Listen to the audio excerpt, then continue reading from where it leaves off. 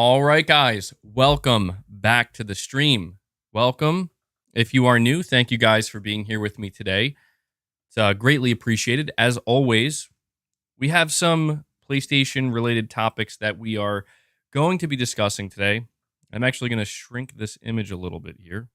It's bigger than I thought it was on screen.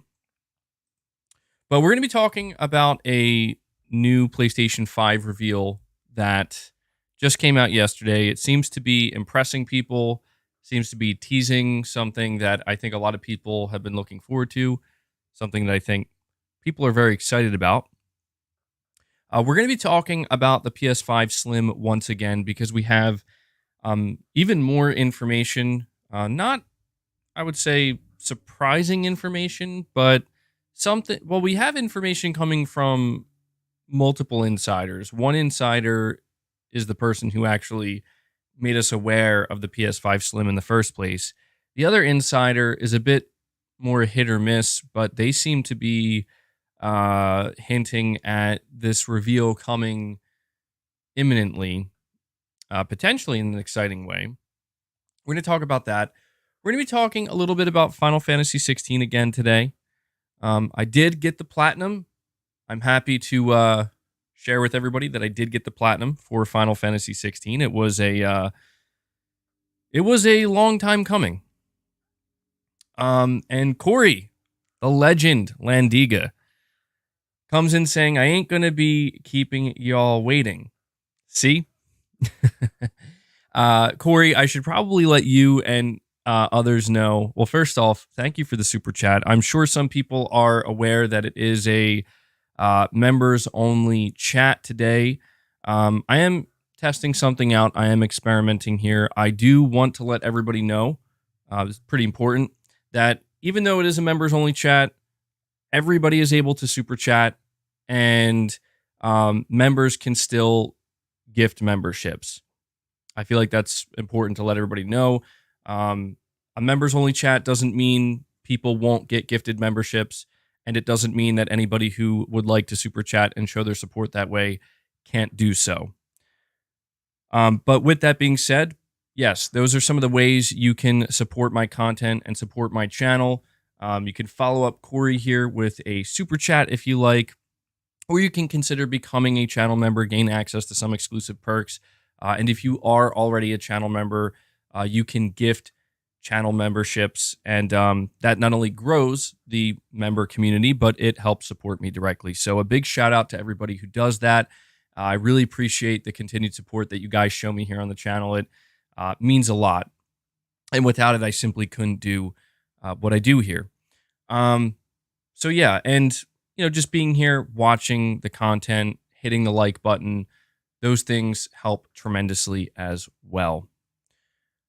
So yeah, I did platinum Final Fantasy 16.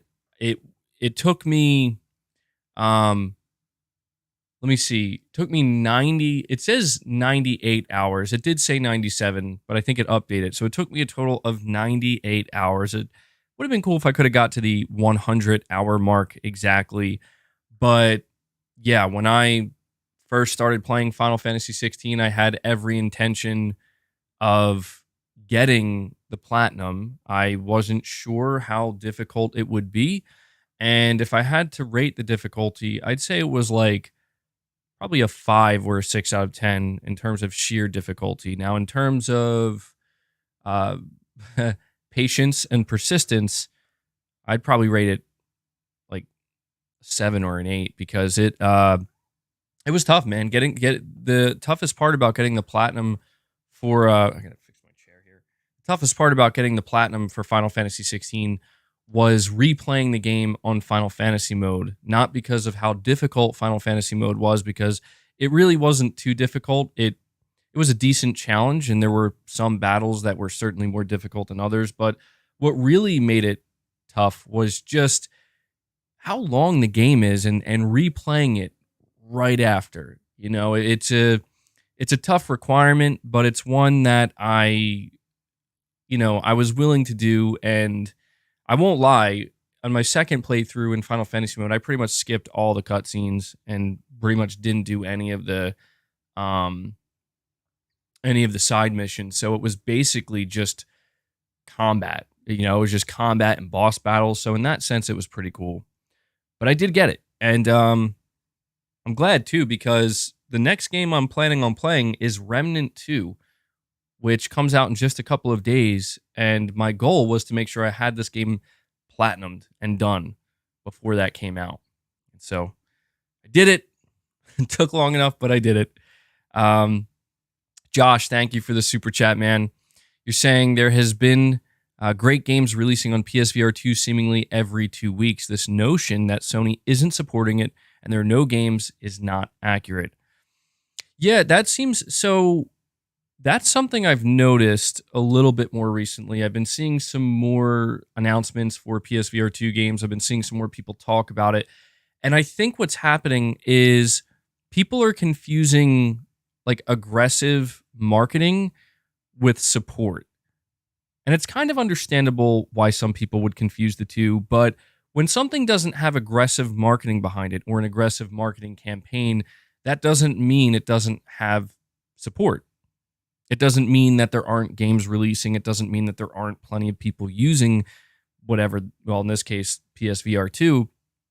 And so I agree with you, Josh. It is unfortunate that oftentimes perception is the reality. And the perception right now, I think, in the eyes of a lot of people is that Sony isn't really supporting PlayStation VR 2 in the most significant way. And the reason why people have that perception is, like I just said, it's not getting the biggest marketing push. And it's kind of understandable that it wouldn't get the biggest marketing push. I think there are people who were under the impression that a device like PlayStation VR 2 would get the same type of marketing push as, say, the PlayStation 5. And that is just simply not something that Sony could do. It would be very unwise of them. It simply wouldn't make sense. And in this case, PlayStation VR 2, it is ultimately an accessory, a very high-end accessory, a peripheral. You know, it's not something that you can just go in, pay $550 for, and use. You do need a PS5 with it. And because of that, it's just simply not going to have the spotlight on it. It's at least not that much. But in terms of games releasing, in terms of the support, it seems to be there. And anytime Sony has done a show, whether it be a state of play or the showcase, they did also feature PSVR 2 in a relatively significant way. So we'll have to see. I'm curious to see when we get another update on PlayStation VR 2. It's been a little while, and it seems like it was starting to kind of climb a little bit. And Josh, with a second super chat here, really appreciate it, dude. You're saying we finally got that Firewall release date a month after Synapse. Firewall attack plan. I'll crouch behind the enemy and you push them over. Mission complete. Yeah, I saw that, man. It's looking good. I'm hoping I can get it PSVR 2 in time for the launch. I wouldn't be surprised if I come to it a little bit later, but that is a game that looks pretty solid, and I kind of want to see more of it. You know, I want to see more gameplay of it. But what they've shown so far looks good. Firewall Ultra, it's a tactical shooter, and I don't know, man. I hope that PSVR 2 can start to,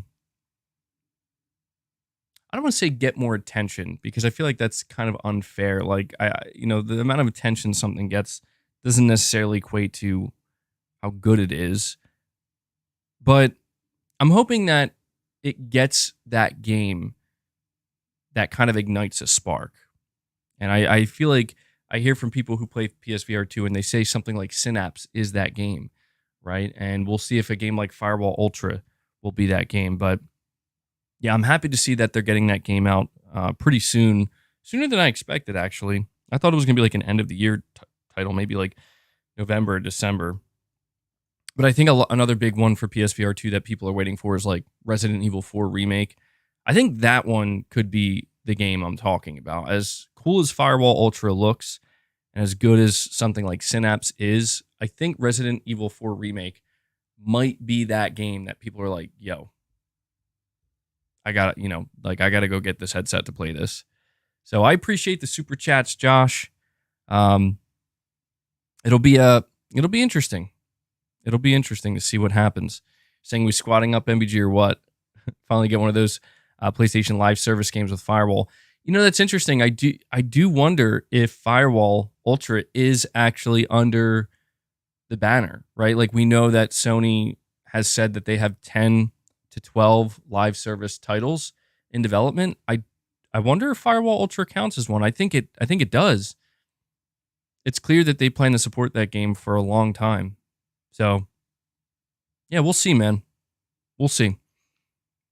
With that being said, though, other than me just kind of bragging a little bit, I don't know if it's bragging, but just letting you guys know that I got the platinum for Final Fantasy.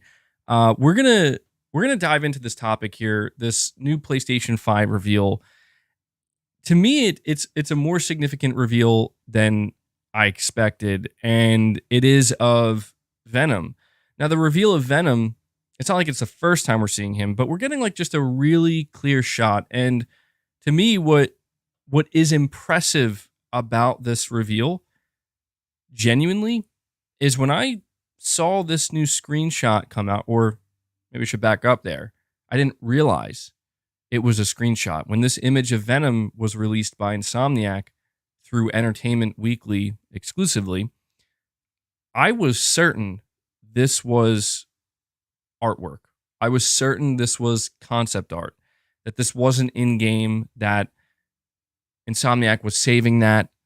But the community manager of Insomniac Games actually came out and confirmed that this image, I'm going to blow it up here. I'm going to cover my face for just a moment. This image of Venom is actually a screenshot captured in game. But here's the thing about it.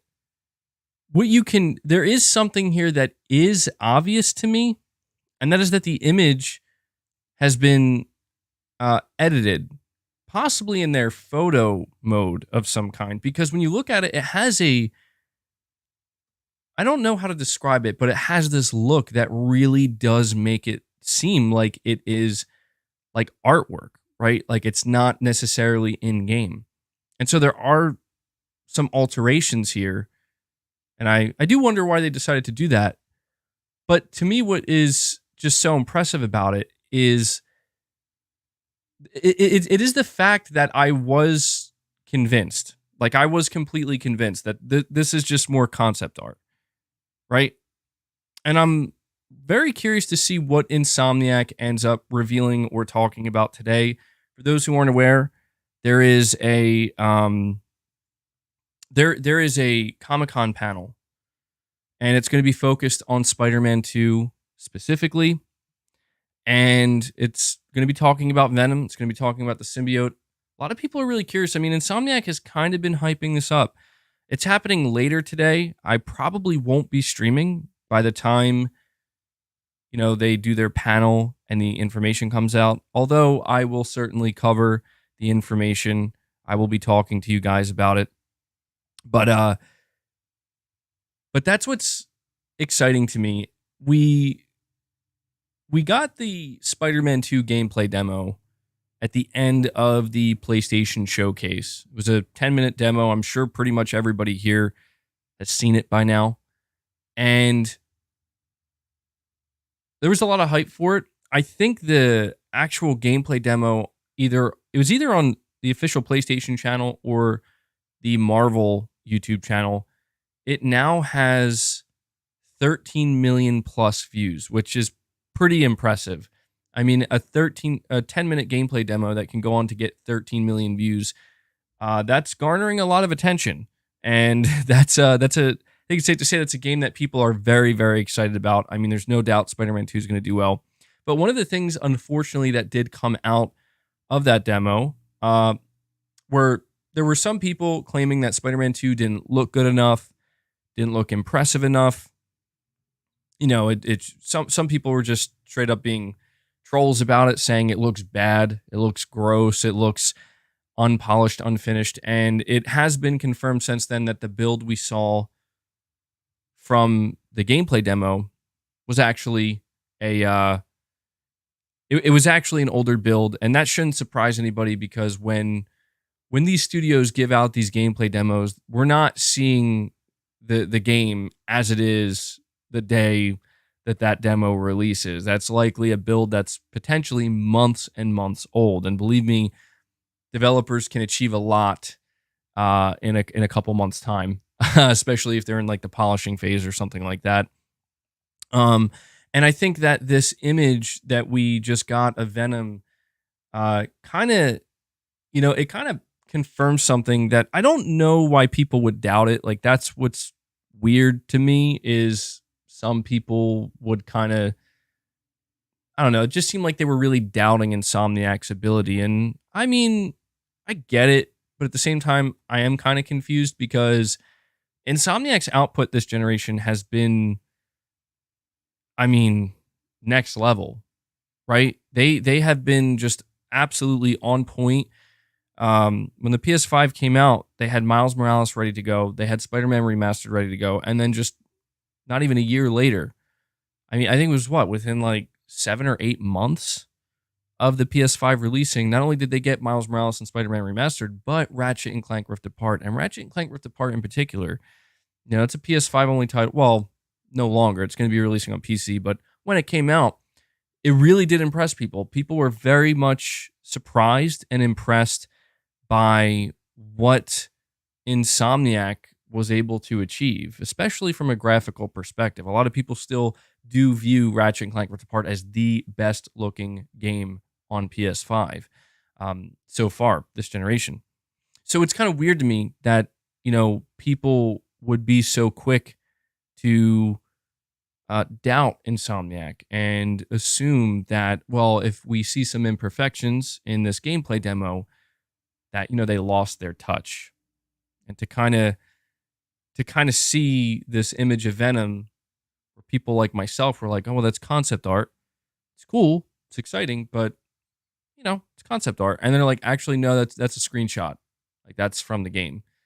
Granted, again, the image is edited, and it kind of gives it that look. But when you look at everything in the image, you look at the lighting, right? You look at the contrast. You get this sense that, oh, I don't talk like this. It's not my, it's just not my thing. I don't really talk like this. But a lot of people said that, Insomniac cooked. They cooked again, they did it. And I just think that's so funny in a way because it's like, well, of course they did. Of course they did.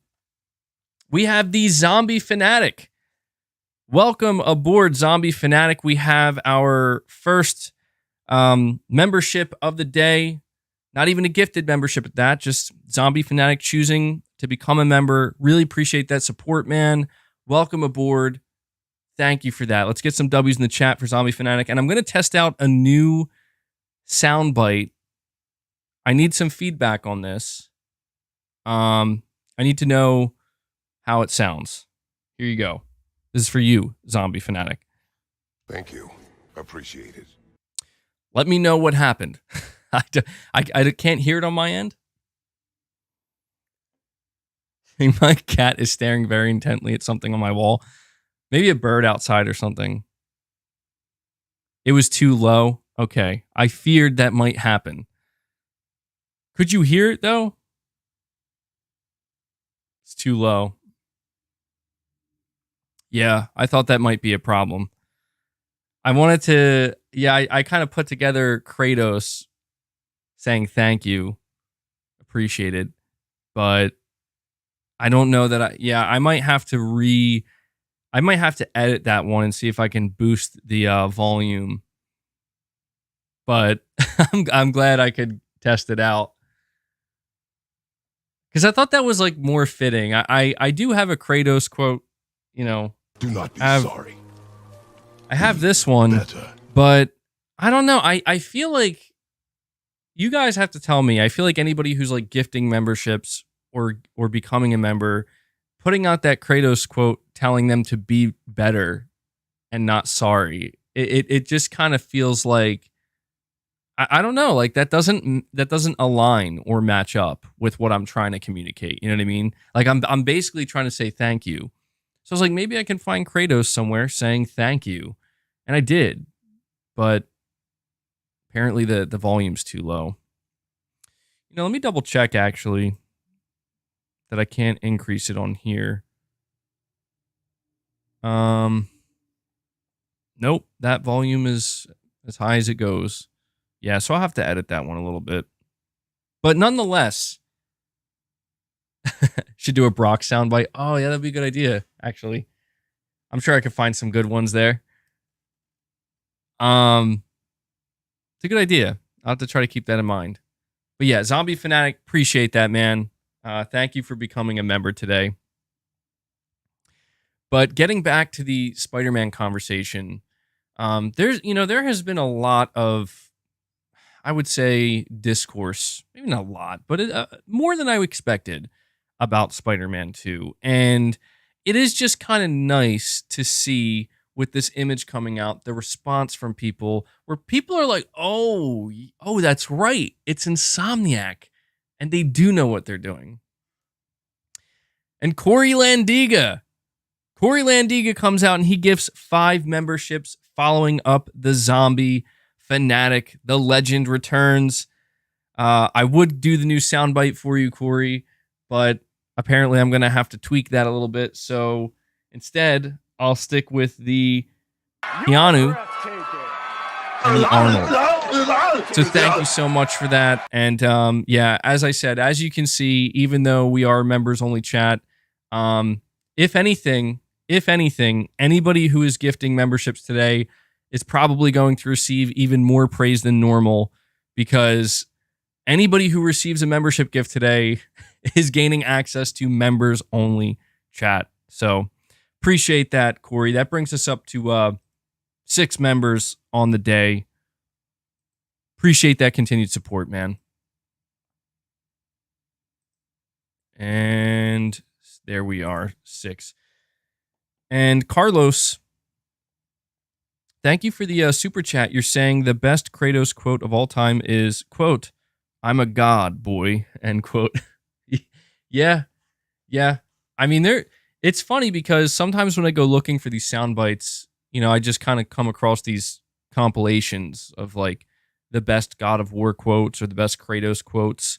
And I just kind of start, I don't go into it looking to watch it, right? Like the whole thing, but that's what ends up happening. I just kind of get engrossed in it. I'm like, man, it's just a reminder, it's just a reminder of how good the games, I should say, really are, how good the writing is, the line delivery. I mean, it's, I know a lot of people maybe were thinking, oh, God of War Ragnarok, it wasn't a PS5 only exclusive. It was cross-gen and it's another sequel. But man, that game it really was incredible. It was. And we have Hellbound 1981.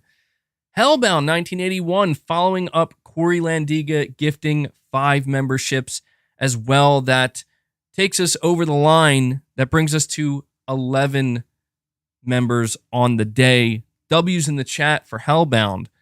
And following up Hellbound, Zombie Dragon comes out and gifts a membership as well. That brings us to 12 members. So we now have 12 members who now have access to the members only chat. So guys, if anybody who received a membership today, if you're here right now and you have gained access to the members chat, please give them a thank you. I think that they would really appreciate that. So thank you guys. Yeah, let me update the member goal here really quickly, and we'll continue this conversation. Let's see, we're at 12.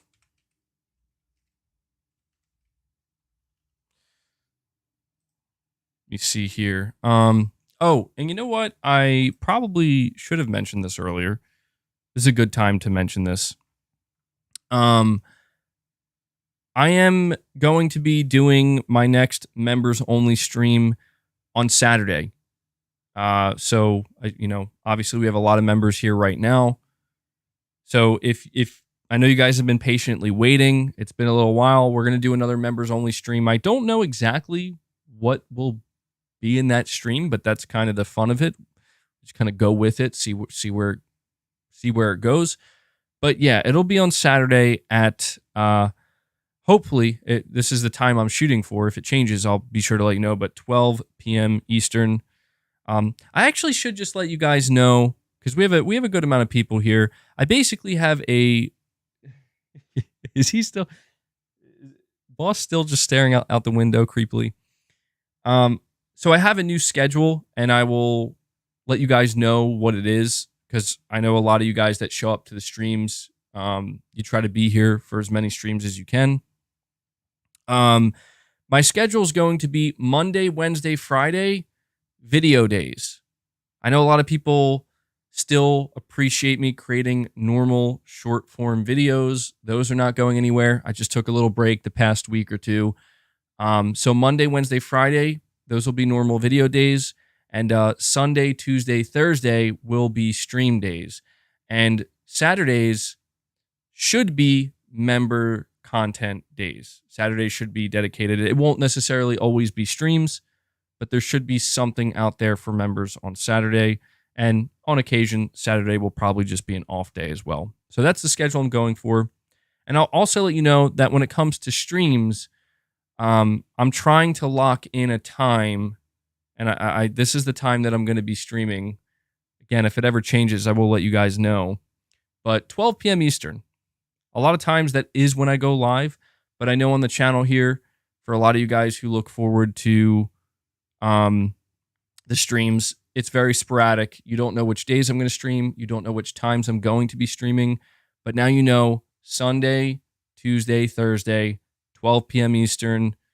That's when it'll be going down. So, let me see. Josh McGill, member for 6 months. Appreciate that long-term support, man. You're saying in the middle of Final Fantasy 16, and it's one hell of a good time. Hoping this PlayStation show rumor is true. Venom and Spider-Man 2 is going to be awesome. Yeah, well, first off, I'm glad you're enjoying Final Fantasy 16, man. You're saying you're in the middle of it. Yeah, dude, it just gets crazier and crazier when it comes to those boss battles. So look forward to that.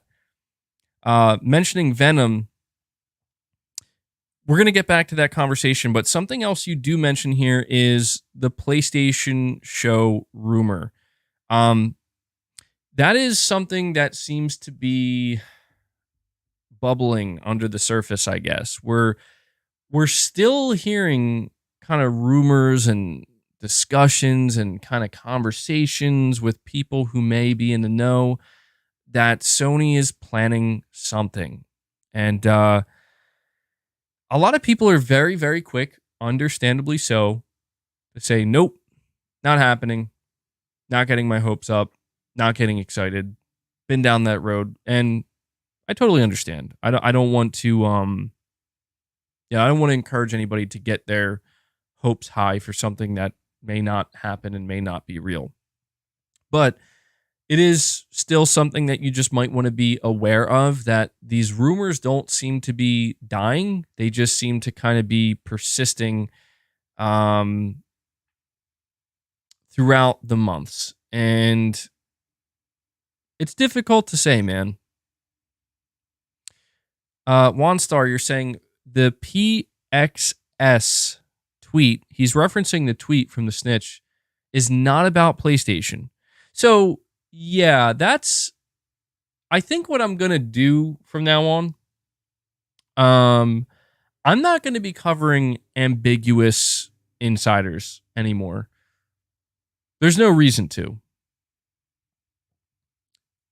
For those who don't know, the insider known as the snitch, the day that Sony announced that they signed an agreement for Call of Duty with Activision, they tweeted out a capital P space lowercase x space capital S. And naturally, everyone assumed this has something to do with PlayStation.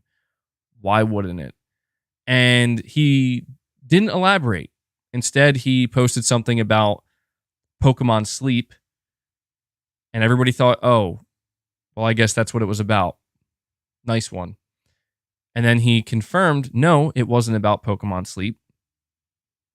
And so naturally, everybody was like, okay, so it must be something regarding PlayStation. And apparently, he confirmed that it's not about PlayStation. And it's just like, I'm not playing these games anymore with insiders who are clearly just trying to get attention and leave people on the hook. I don't appreciate that. I think it's actually pretty disrespectful to the people who follow them. You know what I mean? So, yeah, I'm only going to cover people or insiders who are just straightforward. Because you know what I've noticed? The most reliable insiders are the ones that are straightforward. I don't know if anybody has noticed that. But anybody who actually has good information, they will be straightforward, and they will also let you know, if maybe something they heard could change or something like that. But the point is, I'm just not playing those games anymore, man. Because it's just not fun. It's not fun for anybody. It's only fun for the person who is teasing people and jerking people around, and I don't respect that. So we can scratch that one from the list. But I don't think it necessarily means that nothing will happen with PlayStation. Frankly, I wish I could find a source of my own. I really do. I don't know that I have a desire. I think if I wanted to get my own source, I could. Like if I actively pursued it. The only reason I don't is because I'm pretty sure I'm going to have to go through a lot of nonsense, wade through a lot of trash, so to speak, to get to the good stuff. And I care, but I don't know that I care that much. I really would just prefer to sit back and just wait and watch and kind of react to whatever's out there in the same way that you guys would. But with that being said, we have Josh again. Dude, thank you so much for the super chats, man.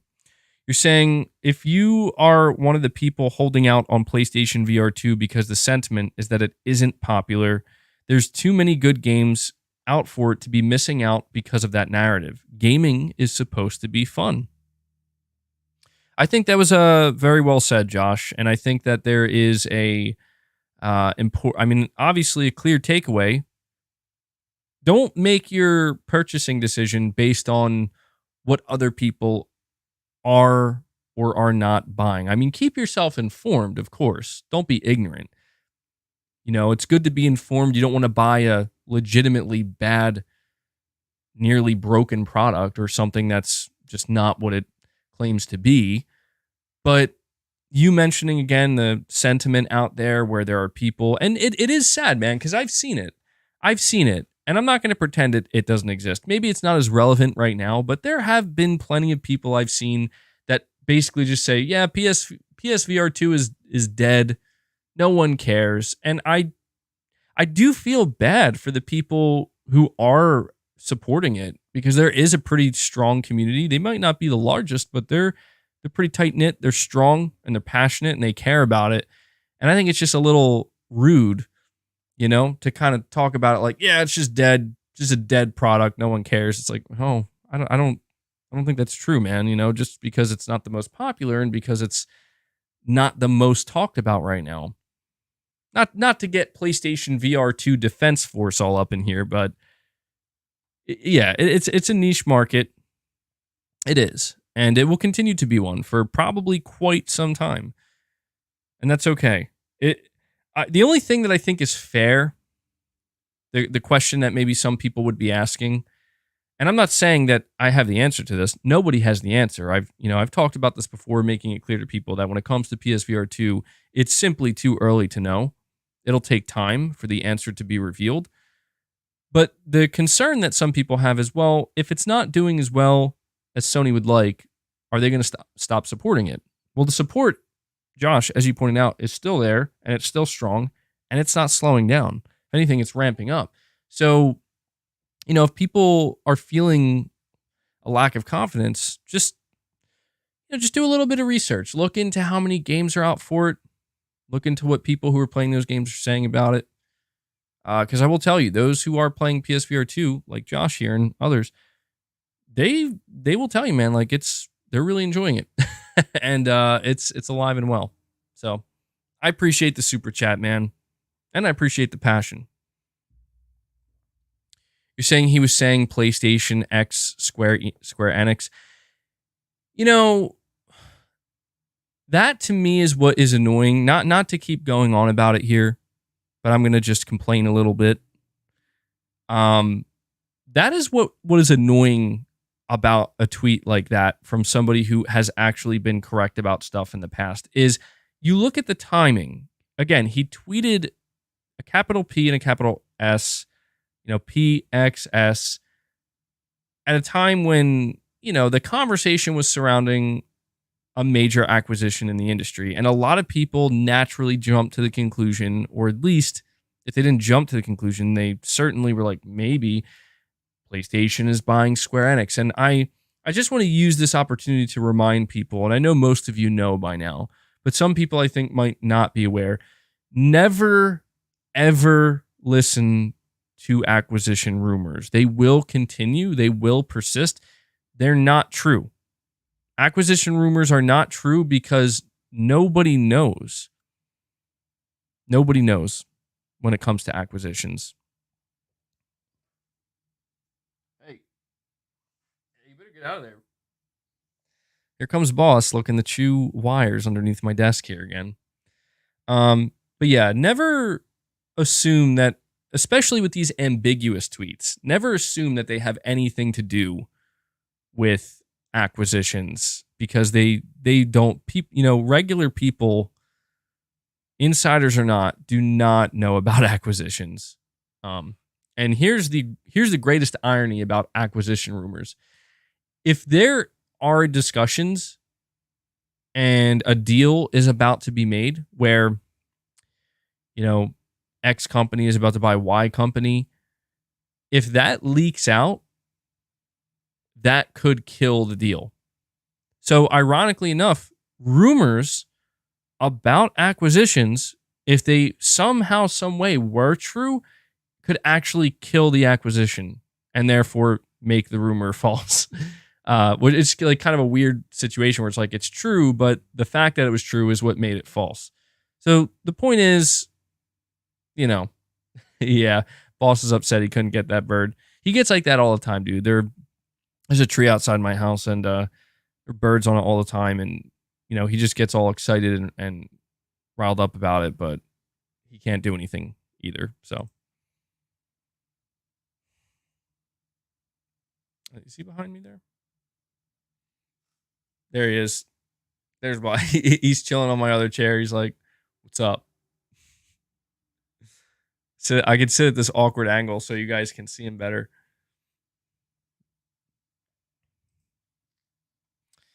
But getting back to the original topic of discussion here, once again, Spider-Man 2. Corey's like, thanks. No problem, man. The other thing I wanted to say about this image, it just kind of like continuing talking about how there's been some doubt for Insomniac. There's been, I'd say, more discourse than what people, within at least what I was expecting. I can't speak for anybody else. And to see this image come out, one of the things that I noticed that people are saying about this image of Venom is how Insomniac absolutely nailed the look of Venom.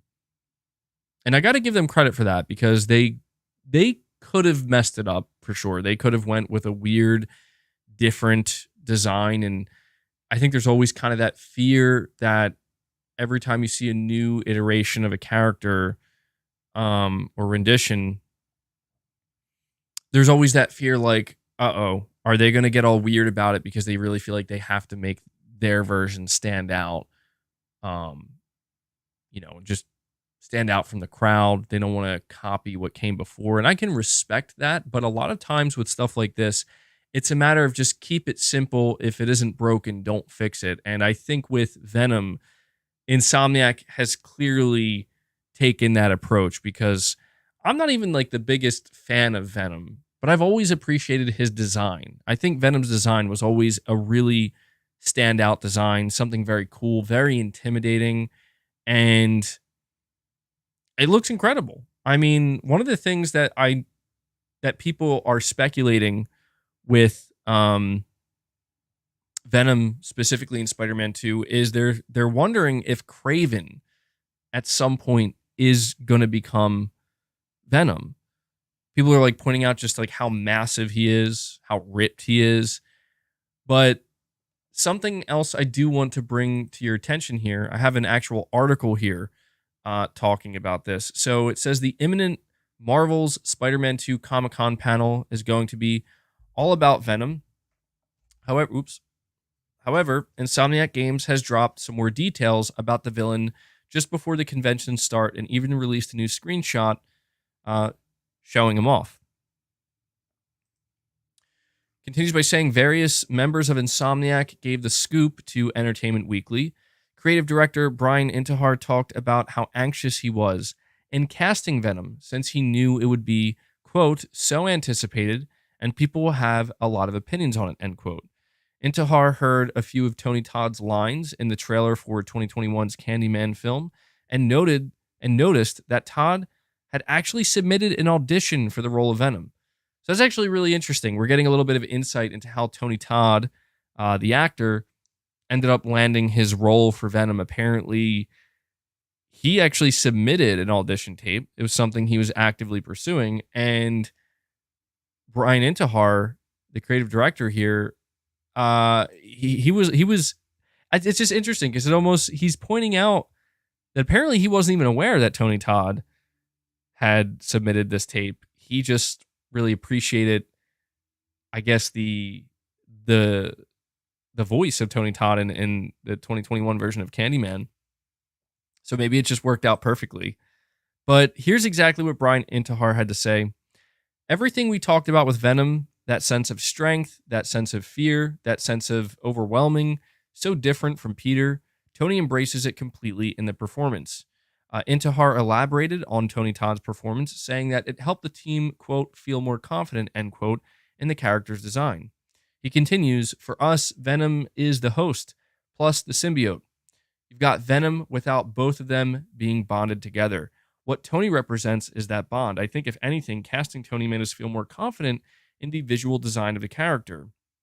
Intihar also talked about how Insomniac wanted to do something different from what it did with Doc Ock in the first game, and according to him, Venom fits that bill. We wanted to try something very different, and I don't think you can get much more different from Doc Ock than you do Venom. It's about power, it's about strength, it's about being slighted. It's about Peter being involved much more in the creation of Venom. I think that's what attracted us. So that's interesting there. Definitely teasing some of the things we're going to learn in Spider-Man 2. I don't want to spoil anything, but that in and of itself, I don't think it's a spoiler. It's been made pretty clear that Peter Parker is seemingly going to be much more involved in the creation of Venom. Again, I don't know how many people haven't played Spider-Man 2018. It says here, the senior narrative director chimed in and noted that the symbiote provides a lot of great fodder for Peter Parker's struggles of being Spider-Man. One of the things that is great about Spider-Man as a character is he's always got to make sacrifices. The symbiote provides a lot of grist for that mill, so to speak. The senior director spoke about designing Venom and how it was a challenge to nail the basics from the spider insignia to whether or not he has lips, as the goal was to make him scary yet somewhat relatable. She then talked more about the character and, while strangely phrased, explained the allegorical meaning behind Venom. So she says, it's really interesting when you start thinking about what makes him different than Spider-Man. The symbiote is often known as an allegory for the darkness that is the host is fighting against. So what makes him an anti-Spider-Man? And so, yeah, this is basically all of the relative and important information that we learned through Entertainment Weekly when it comes to Venom specifically. And obviously, this is what the emphasis is on. It's interesting because when we look at the gameplay demo that we got for Spider-Man 2, it wasn't focused on, it was focused on the symbiote, but not like Venom, the character that we're all kind of waiting to see. And It's worth noting, like, we still haven't seen like a battle of any kind between Peter Parker, Miles Morales, and Venom. We did have it teased in a piece of concept art, and I do wonder if this in-game image here was actually taken from one of the bigger battle segments. And that's something that people are really curious about today. Whether or not during the panel at Comic-Con, if we are going to get any new footage from Spider-Man at all. Anything. I'm not going to bother speculating on that. I'm just going to say, I hope we do. That would be awesome. MBG, you realize Tony Todd has always been Candyman, right? Yeah, I do know that. But, I know there was a newer film, and frankly, I honestly wasn't sure if he was involved with it or not. I'm not too familiar with it, but now I guess I have my answer. Saying MBG's going full comic book nerd. I mean, yeah, dude, I'm pumped for Spider-Man 2. I really want to see what the game's going to offer in terms of big spectacle kind of set piece moments with Venom. I think the symbiote suit that you're going to be able to use as Peter looks awesome. I thought that gameplay looked awesome, but I really want to see. I mean, here's my thing with Spider-Man 2.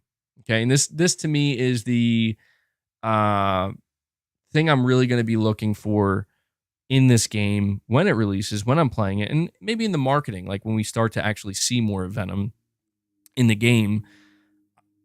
This game has been talked about like it's a bit darker, right? Like it's going to be darker than the first game. It's going to be darker than Miles Morales, and the fact that Venom is involved, and Craven as well. And I think generally speaking, looking back at that gameplay demo and the new trailer, them introducing Craven automatically makes the game darker because he just is a darker character. And then also kind of throwing Venom in there, I'm just ultimately hoping that that Insomniac is able to nail that. Just kind of a heavier, just a heavier vibe all around. Not like depressing necessarily. Like it's still Spider-Man. It's not going to be like The Last of Us or anything remotely like that. But I just like the fact that things are seemingly going to get more serious in a way. And I like the idea of Peter Parker kind of becoming darker and being taken over a little bit. Should be fun, man. I'm really excited, and I don't doubt Insomniac. There are few. I don't think there are any major PlayStation studios, and I have to emphasize the word major. I don't think there are any major first-party PlayStation studios that I actually doubt. I would say that in terms of like the newer PlayStation studios, like Firewalk and stuff, games, studios that we haven't really seen games from. It's not that I doubt them, but I'm gonna have skepticism until I see it. But Insomniac is a studio. They've proven time and time again that they know what they're doing, man. They are going to nail it, and I have no doubt about that. And by the time Spider-Man 2 comes out, and by the time we're in the midst of playing it and finishing it, I wouldn't be surprised if Spider-Man 2 ends up being my game of the year, which will be tough, man, because, again, I just platinumed Final Fantasy 16, and right now, Final Fantasy 16 is undoubtedly my game of the year. So Spider-Man 2 would have to... It has a pretty high bar to clear, man. It does. You know what I'm waiting for?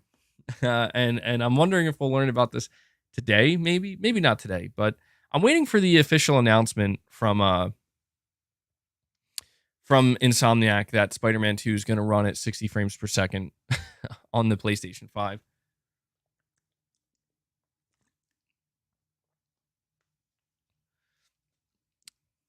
I see you guys in the chat. You're saying anyone else think Carnage will be born in Spider-Man 2?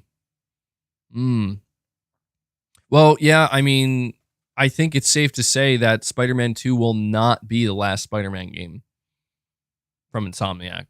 Certainly not. I don't even think they're planning a trilogy. If I had to guess, Insomniac's going to continue to make Spider-Man games for as long as they can. I mean, we could see a situation with Insomniac where they just kind of go back and forth, right? After Spider-Man 2, everybody's going to be expecting Wolverine from Insomniac, maybe in 2024, possibly 2025.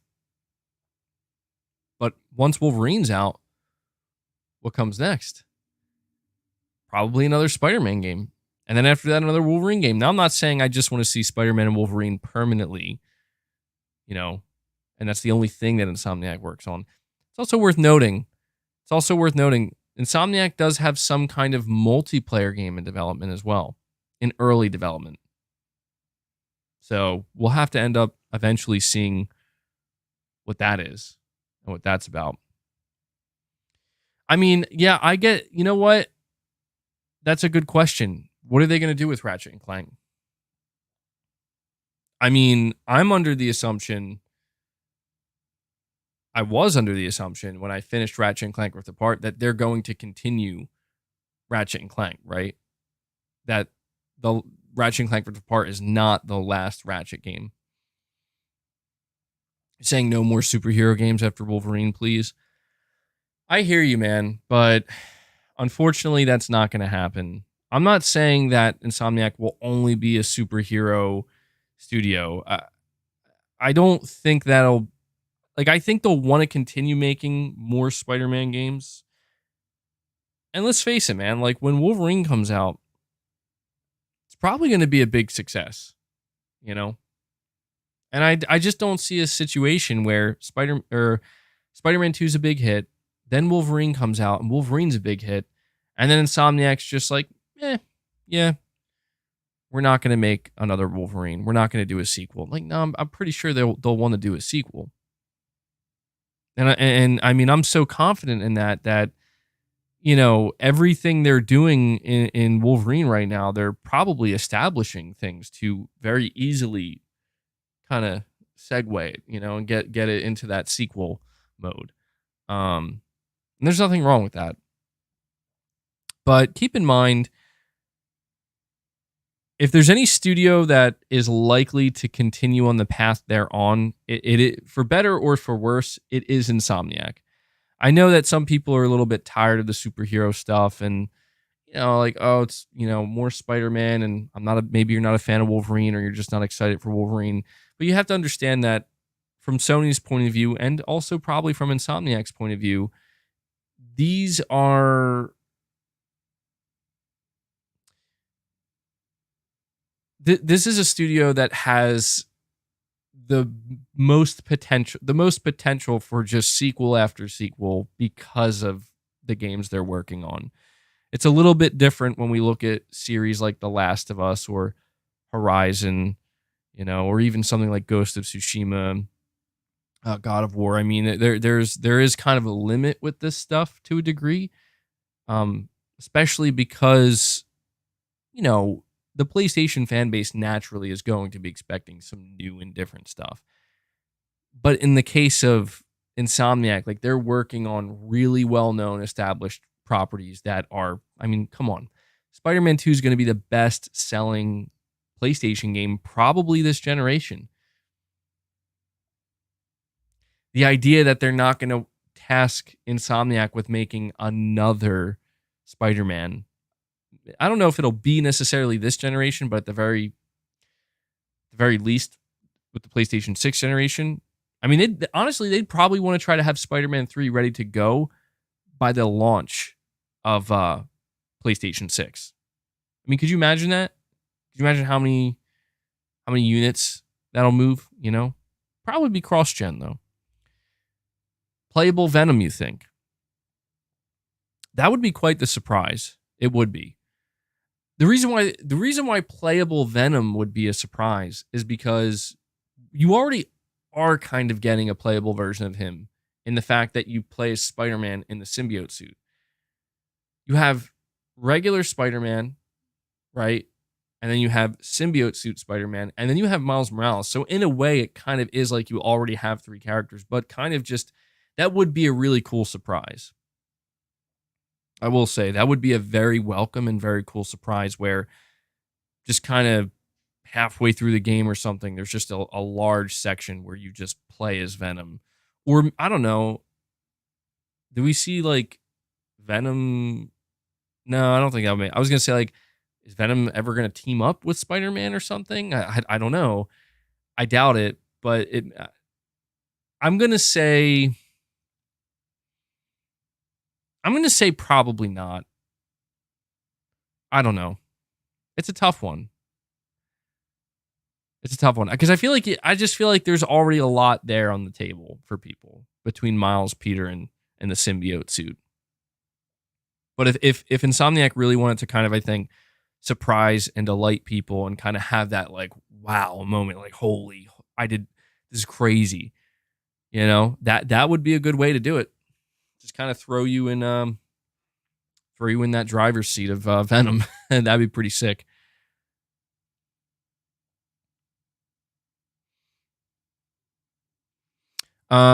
But I think that's pretty much going to wrap up my discussion on Spider-Man 2 and Insomniac games for now. As I said, later today, they are doing a Comic-Con panel, and they really seem to be indicating they're going to be giving out a bunch of new information. They're hyping it up to a pretty decent degree. I'm not getting my expectations very high. But I will report to you guys probably tomorrow and, going forward, whatever new information they bring out about Spider-Man 2, whatever we learn, especially if we get new footage, I'll talk about it and I'll have something out talking about that. My cats are fighting again. Guys, I don't mind you fighting over there. Just don't go too crazy, okay? The Zombie Fanatic, you're saying, MBG, do you think that Insomniac will release a new Resistance game sometime? Or do you think that series is dead and Insomniac is a totally different studio now? I don't think Resistance is ever coming back. Honestly, I think Resistance is a dead IP. And yes, I think Insomniac is a completely different studio now, dude.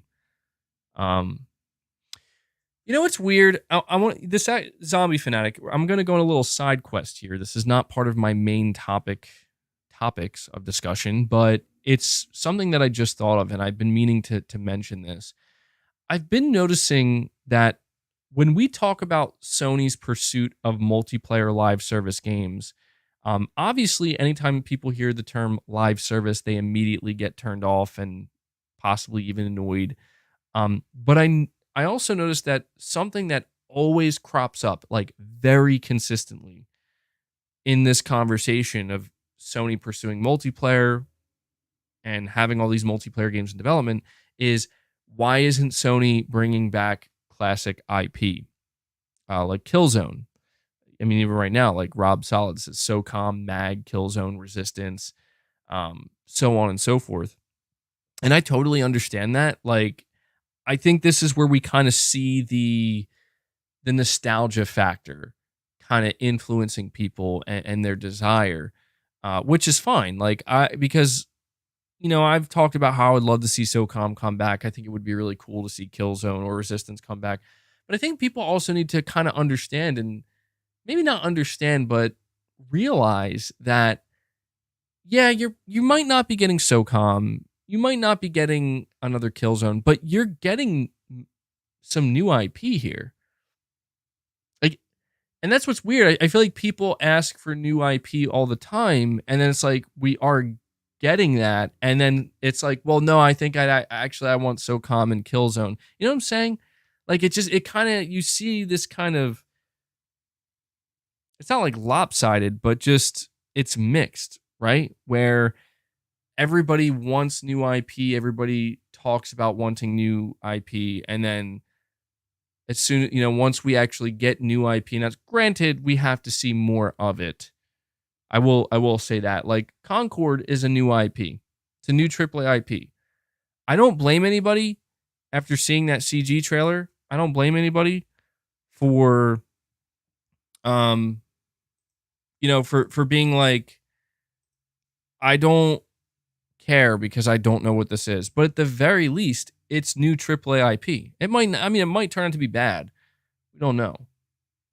But I just think more people need to kind of be aware of that. You know, let's at least celebrate that it is something new. It's something new. And sometimes I just feel like there's no pleasing people, you know what I mean? Like, I understand Sony's been reliant on sequels a lot and stuff, but I think sometimes people just, maybe not everybody is fully aware of how arduous and how long it can take to create new single player IP. Well, new IP in general is a big undertaking, but new single player, especially you look at Sony's games, right? Look at how long games like Horizon Zero Dawn, Ghost of Tsushima, even Days Gone, these were all new IP. Look at how long they took to develop. They took almost an entire console generation, nearly. And since that time, gaming budgets have ballooned even further. Development cycles have ballooned even further. So I just think that the people are quick to assume either A, we're not getting new things, or B, if we are getting new things, they're only coming from multiplayer. And neither of those things are true. I just think that right now, the new things that are going to be ready to go are the multiplayer things. And the new things from single player they're going to need more time, especially, again, if it's coming from a AAA studio. So I just felt the need to kind of like point this out because, you know, I don't think there's anything wrong with being nostalgic. And I don't think there's anything wrong with wanting to see classic, beloved franchises or series or IP make a comeback. But I just think that sometimes people need to really think and ask themselves, like, you know, what kind of message are you sending? Do you want new stuff or do you want old stuff? You know, it's like, you know, you see it all the time. It's like too many remasters, too many remakes. But then, like, if you were to ask people, what game would you like to see remastered? I'm sure they'll have at least 3 games they'll list to you immediately. Like, oh, I'd love to see these 3 games remastered. So it's like, yeah. So do you want new old stuff? Nothing wrong with it, man. But saying nothing wrong with nostalgia, Mario's been riding that wave for decades on end. That's true. That's true. Yeah, nostalgia is very powerful, man. And there is nothing wrong with it. I think that it's just sometimes I don't even think sometimes people even know exactly what they want. I think they have like some idea of what they want, and that idea comes from the excitement of something new, but also the excitement of something you know and love. And I think sometimes those two things, they intersect with one another. And before you know it, you get people saying like, I hate that there's so many remasters. And then their game that they want it remastered gets remastered. And they're like, I love this remaster, I'm going to buy it. And it's like, I hate new stuff. And then you get new stuff and it's like, or like, I mean, I hate, I hate the new stuff. And then you're also kind of saying you want the old stuff. It gets very confusing. Like, I can only imagine how confusing it must be if you're in charge of making these decisions. Like, do we do something brand new? Do we go with, you know, something that we know people will like and something that is known? It's probably very difficult. Will, you're saying facts, MBG. People talk trash about live service, but all of them are playing Call of Duty and Diablo every year. Call of Duty is the worst live service out there, but getting all these people's money. Yeah, I see the 2 super chats I got. I'm going to read them, but I do just want to add something to that. I haven't been paying much attention to Call of Duty these days, but you're not wrong, Will. I just saw that I think Activision had like their earnings report or something, and their Call of Duty is raking in more money than ever before. Like, it's just raking it in, man. And from that's like, I don't get it because I see nothing but people. All I see are people complaining about how broken their systems are, how egregious they are, how anti-consumer they are, and or it's like pay to win or whatever. It's hard to even keep track anymore. But at the end of the day, it's like, dude, the money talks, man, and the money's what matters. And look at all the money they're making. It's why, like, I totally get why so many people are like, I really hate that Sony is pursuing live service games so aggressively. I totally get that because I am also nervous.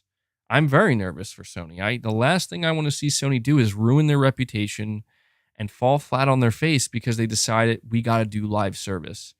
I'm trying to be optimistic. I want to believe that they can make it work. They can make great games, and there can be a healthy balance of single player and multiplayer live service games. But I think some people really just have no idea just how much money live service games make. I really do believe that. I believe there are so many people where they just have no inclination of how much money Sony is leaving on the table, so to speak, by not pursuing live service games. And I'm not justifying that. Keep in mind, I don't care about that money. That's not money going into my bank account. But I'm just trying to explain to people that if you want to know why Sony is being this aggressive in the pursuit of successful live service games, at least one or two, it's because they, believe me, like they see the successful live service games on their platform, and they see that we're only getting like a 30% cut of that money. And that's great. Like getting 30% of every microtransaction in Fortnite is certainly lining Sony's pockets. No doubt about that. But if you're Sony, you naturally are going to think, but what if we got 100%? You see? And that's what it comes down to. I mean, you look at even like Epic and Rockstar, like they're getting like 70%. And when you see how much money that translates to, 70%, it's like, it's crazy. So from a business standpoint, this was always the way it was going to be. So the next best thing we can do is try to be hopeful and try to keep Sony honest and make it known that, look, Sony, you want to make live service games, you want to put these multiplayer games out, fine. There are plenty of PlayStation fans who've been asking Sony to do that for many years now. Make sure the quality's there. Make sure we know this is about money, but make it fair. Make it reasonable. If you can do that, if you can make a good game and make sure that that's the thing that concerns me the most. Not to go on a long-winded tangent here, and this is the last thing I'll say. What truly concerns me the most, I have no doubt that Sony will have some very high-quality multiplayer games. They know what they're doing in game development. They're not just going to pump out a piece of trash.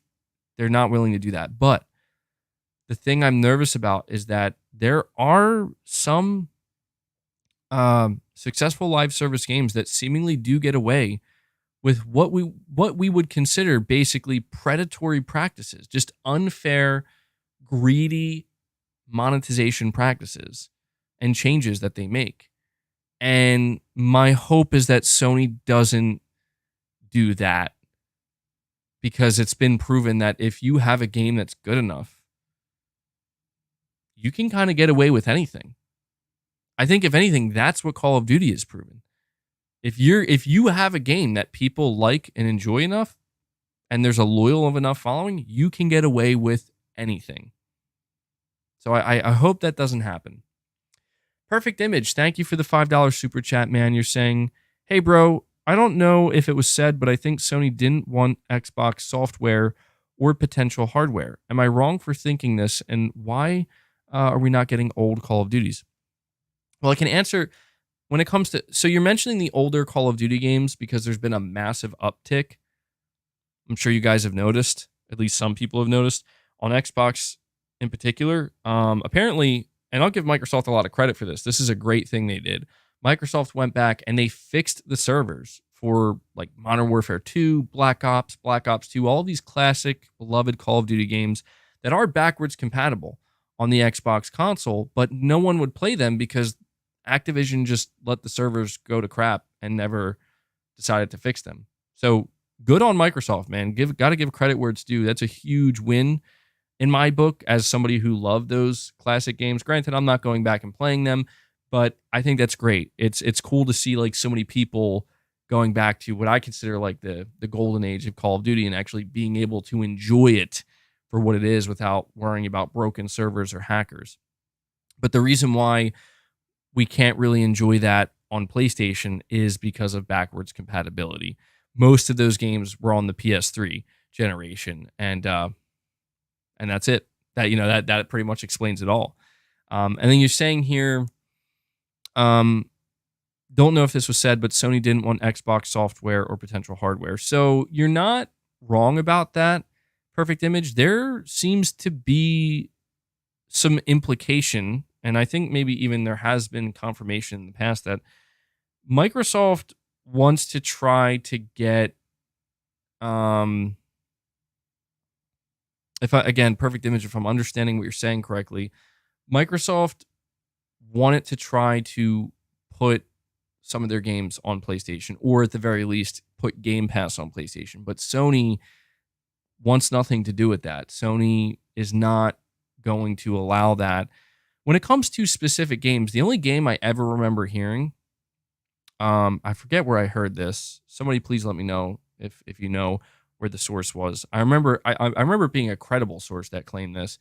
They said that Microsoft was trying to get Halo the Master Chief Collection onto PlayStation, and Sony just was like, no. Or I don't know if Sony said no, but the discussions just like fell apart. And Phil Spencer himself has alluded to this idea and hinted at it that he would like to get Game Pass onto PlayStation. And I believe the way he worded it is that Sony isn't ready for that. You're saying Sacred Symbols, Colin Moriarty. Was it Colin? Yeah, that one surprised me. I actually, now that you mentioned it, I think that is where I heard it. I think he said that like multiple times. And I don't think Colin would keep mentioning that if he wasn't pretty sure that was a real thing. When it comes to hardware, I don't know about that. It'll be interesting, man, because now that Microsoft has really, I want to say given up on the console space, but they've really made it clear by this point, Microsoft has really made it clear that they don't care about console market share. They don't. Because of that, it's going to be very interesting to see how Microsoft potentially interacts with Sony in the coming years with their software. I think the idea is it's not going to be very nice. I've had this, I've speculated in the past that I feel like Microsoft's end goal here when it comes to PlayStation simply is to try to strong arm Sony and put them in a kind of corner where they can go to Sony and say, we want to negotiate putting Game Pass on PlayStation. And Sony will be in such a tight bind, in such a immovable position that they will have no choice but to say, okay, I guess we have to talk about this now. Because right now, Sony wants nothing to do with Game Pass. Game Pass is the opposite of anything that Sony wants to, wants in the gaming industry, for better or for worse. They have a traditional business model. They sell their games. They have a healthy thing going with their business, with their customers, and they have their own thing with PlayStation Plus Extra and Premium. And this is why not to bring this, I'm not going into a deep discussion about this because it's over. But something I noticed recently is Phil Spencer tweeted out a couple times recently about the Activision Blizzard deal. And at the end of his tweet, and he says this like over and over, and it's not just him, it's just the general sentiment from Microsoft. He says, like, we're excited to bring more games to more players everywhere. And if you look at the replies, there are like quite a few people like calling him out, being like, dude, you're doing the literal opposite of that. Like, if you're a PlayStation player specifically, like you're doing the opposite of that. And it's a fair criticism because it's true. It's like, it is pretty hypocritical. Like, you are actively taking games away from PlayStation. Not saying there's anything wrong with that. Exclusivity is the name of the game. But it's just such a bizarre thing to see that happen in front of us. And then you see kind of like this fake, I don't know, marketing nonsense from Phil and Microsoft where they're like, we're excited to bring, but do you know why they're allowed to say that? Like, this is the key. This is exactly, it highlights precisely what it is I'm talking about. He's able to say that because it's not untrue. Because if somebody were to ask Phil, hey, Phil, what is this? I'm a PlayStation player. Why are you saying this to me when you're taking games away from PlayStation? You know what he's going to turn around and say? Well, he wouldn't actually say this publicly, but I guarantee you, like if you ran into Phil Spencer on the street or something, or at a bar somewhere, he'd probably turn and say, we want to bring these games to PlayStation through Game Pass, but Sony won't let us. That I need that to sink in, because that is the catch-22 here. That is the exact twisting of the arm that Microsoft is able to do right now, where Microsoft will gladly put Game Pass on PlayStation. And there's a reason why when Microsoft markets their games and all of their stuff, they say, like, wherever Game Pass is. And all Sony has to do is just say, we'll put it on PlayStation, but we know why Sony isn't going to do that and why they can't do that. And Microsoft isn't stupid either.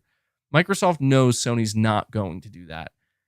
But that doesn't mean Microsoft can't point that out and can't say, hey, we would love to put Game Pass on. Like, it's not, like, basically, Microsoft is saying it's Sony. Like, if you're a PlayStation player and you are upset that you're losing access to these games, it's not our fault. It's PlayStation's fault. It's Sony's fault. And Sony is put in the impossible position of, how do I, Jim Ryan, the CEO of a multi-billion-dollar corporation, explain to the fans and to the customer that from a business perspective, this is why we can't do this? It doesn't work. It like, Jim Ryan could put out an entire PlayStation blog explaining in extreme detail why they couldn't put Game Pass on PlayStation. It wouldn't matter. That would be the single worst PR thing Sony could ever do for the PlayStation brand. And so the only thing that Sony can do is ignore it and not acknowledge it. But that is the tough scenario where, you know, when I've said it many times, and I'm not saying it to, it's not console war or anything. I'm just saying that Microsoft is here to brute force their way to a certain level of success. And part of that brute forcing is also kind of making it clear to Sony and to Sony fans that we're not the bad guy. PlayStation is, because we're not, we would love to, we want to give you these games, but only through Game Pass. And that's why I think it creates such an awkward conversation and scenario, because as a player, you know, like, or as a gamer, I understand that it's like, well, what would be so bad about Game Pass on PlayStation? But if you were to, like, really look at it from a bigger picture point of view, what would be bad about it is it would likely destroy PlayStation's ecosystem to some extent. It would really destroy certain parts of it. And you're saying the proper term is courtesy bias. Huh. What is that?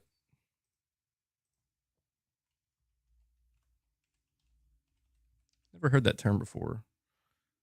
Courtesy bias definition.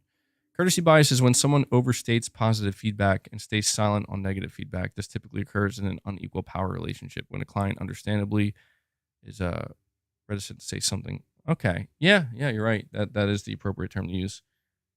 You're saying PlayStation just needs to get Game Pass, but only Microsoft titles. Yeah, I've talked about that before, and you know, that's the thing, is like, that would be the ideal scenario, but Microsoft wouldn't agree to that, man. It's too messy. It's weird, man. Like, nothing quite highlights the conflict between Sony and Microsoft more so than why Sony won't put Game Pass on PlayStation. Two different business models, two different ecosystems doing different things. It's just, if they're both fighting for the same type of success here. and the two can't merge unless one gives up, really, because that's the thing. If Microsoft were to say like, oh, okay, we'll put Game Pass on PlayStation, but only this specific kind of Game Pass, the kind where you just get Microsoft games, well, then the question then becomes, is Sony going to release their games on Xbox now? Because I'm pretty sure that's what Microsoft would be expecting. Like, why would we give our games to... And that's another aspect to this that just makes the whole thing even more complicated.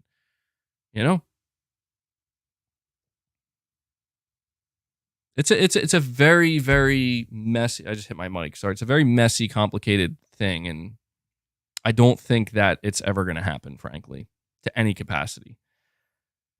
Figuratively literal. You're saying, I really hope Insomniac doesn't become the Marvel studio. Not a big fan of comics and the associated IP, plus anything in excess quickly wears thin. I mostly agree with you. The one part of this that I don't agree with, and it's because of my love for the character Wolverine. I mean, I remember when we got the rumor that Insomniac was working on another Marvel property, and I cringed. I did. I was like, oh no. I really was thinking to myself, like, I don't want them to do another Marvel property. Spider-Man's more than enough.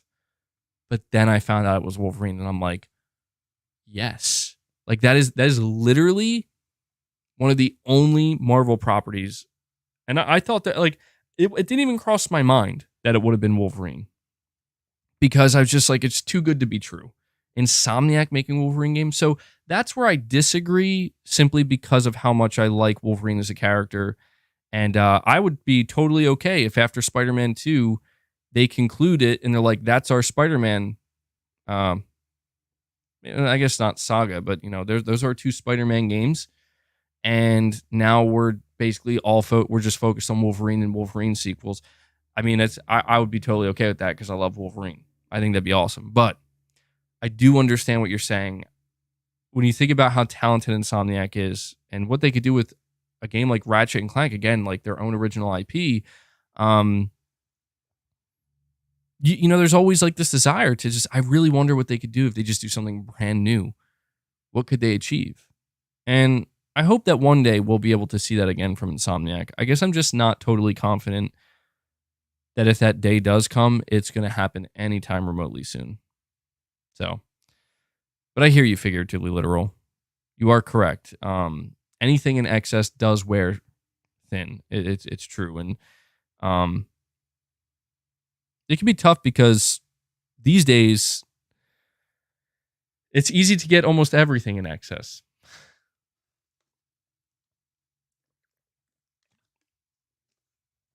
Whiskey Gaming. Thank you for the super chat, man. You're saying, what if it's a version of Game Pass that only allows Microsoft Studio exclusives? All other Game Pass games are blocked and have to go through PS Plus. Yeah, that's the thing. That's the aspect of this conversation that a lot of people always kind of talk about. Like, well, what if it was like this specific different version of Game Pass? The reason why I don't think that would ever be possible is because that would be a pretty big loss for Microsoft. And you have to also consider like what Microsoft is.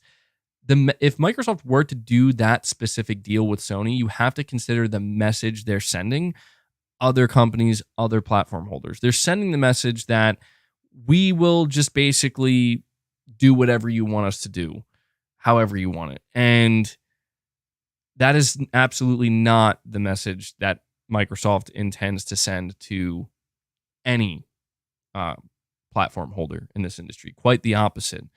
Keep in mind, it was Microsoft that Microsoft is the one that had these other platform holders sign a deal that they made. And when you look at that deal, it is a limited deal. I mean, it's a decade, so it's a very long time, but it's just that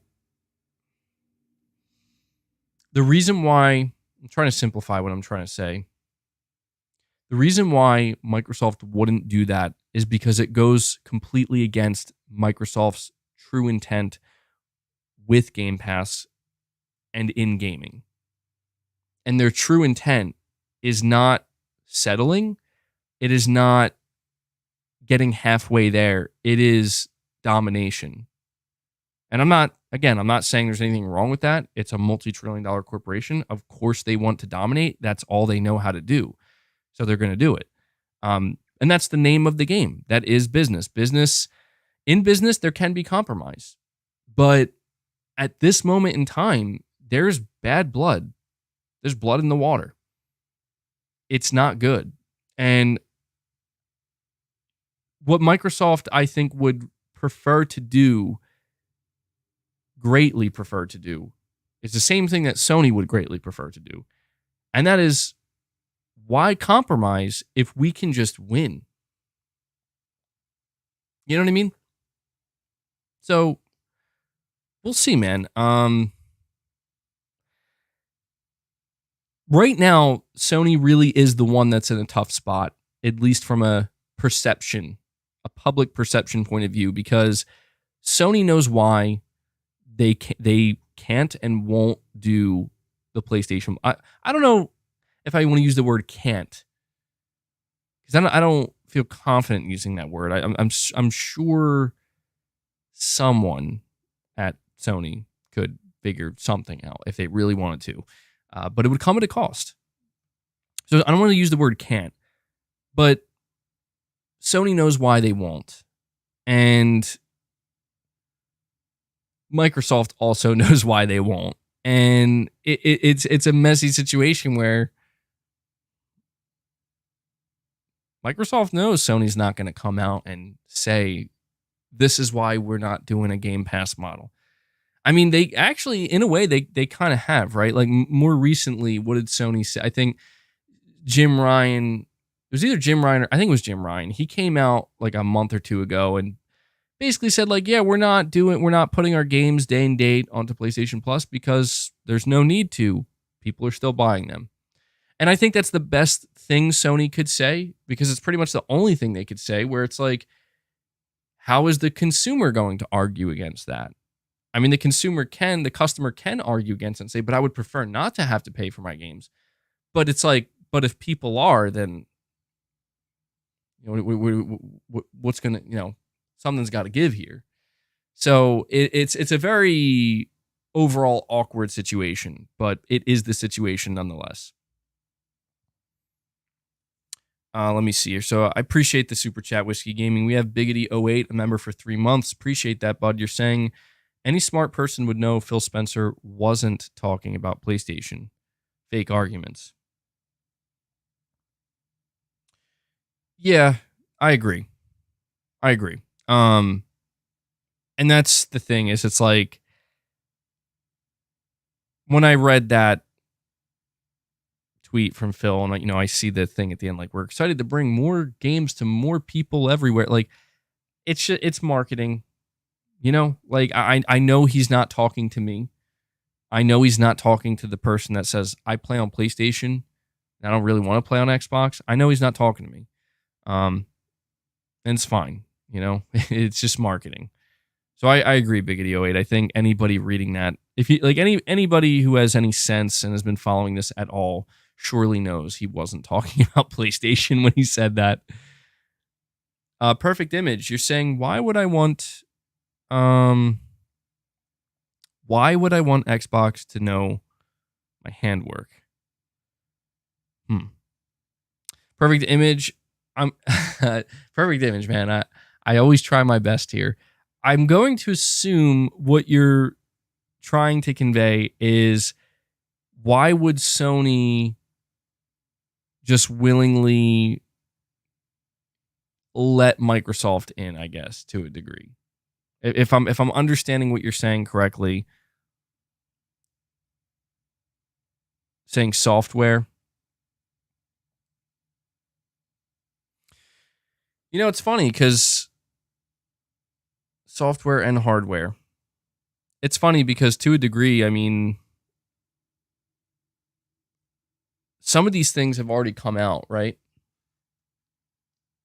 Microsoft and Sony both know things about each other that they weren't privy to previously, at least not entirely. It's all good, Perfect Image. I appreciate the support, man. I try my best.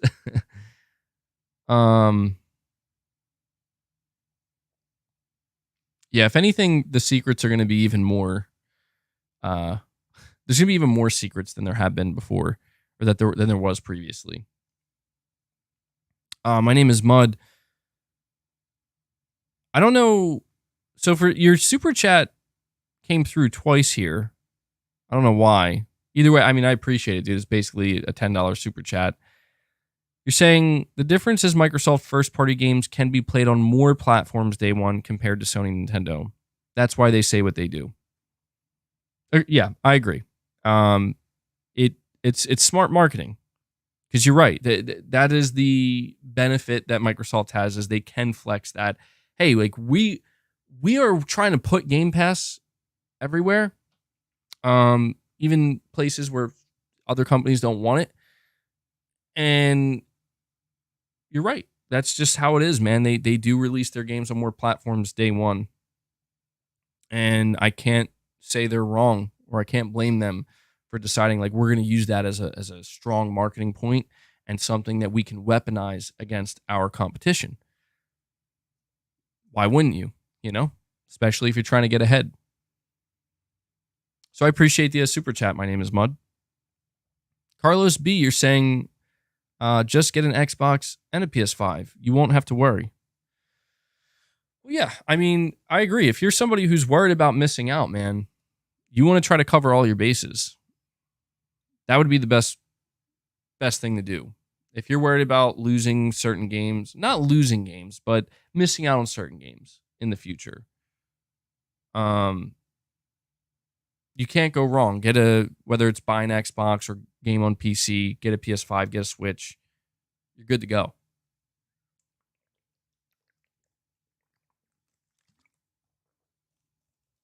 Sorry, guys. I'm just trying to make sure I stay hydrated here. So thank you for the super chat, Carlos.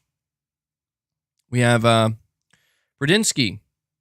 You're saying people seem to forget competition is what makes the companies and products better.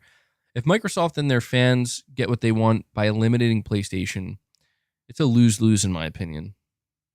It's interesting. It's interesting that you frame it that way, because I don't know how many people are actually viewing what's happening in that way, where it's like PlayStation will potentially be eliminated. I don't think it's many people. It is a possibility, albeit I don't think a very likely one. But it is certainly possible with all of these companies that you make a couple of really, really bad mistakes, and you know you could throw it all away. We've seen that almost happen a couple of times with like every video game company or a platform holder. It's kind of crazy. Devil Shooter says MBG quote spend Sony out of business, end quote. Microsoft said it themselves. Yeah, but here's the thing about it, and I've been thinking. I have been thinking about this lately. If Sony were to, in the long run, ever get to that point, they're not going to go down without a serious fight. And that's just the truth, man. And we have Exley 3000. Exley 3000 coming in out of nowhere, keeping the membership train going and keeping it alive over the course of the stream. Drops 5 more gifts for this community. You guys are already ahead of me. We're getting some W's in the chat for Exley. Exley, I'm going to give you a Jim Ryan. We're gonna have the games do our talking. I'll give you a snake. Kept you waiting. And also, because you're keeping it going, I'll give you a membership train. All aboard the membership train. But thank you so much for that, Exley. Huge shout out to you guys who continue to gift memberships. We have a members only chat going here, and we've reached 17 new members. So 17 people today, thanks to you guys. Although I think it's actually 16. 16 people today now have access to the members chat, thanks to you. So really appreciate what you do for this community. Let me bring this up here. There we go. Yeah, Exley 3000, Corey Landiga, Hellbound, some heavy hitters in the community, some heavy lifters. Always doing work. Really appreciate it, man.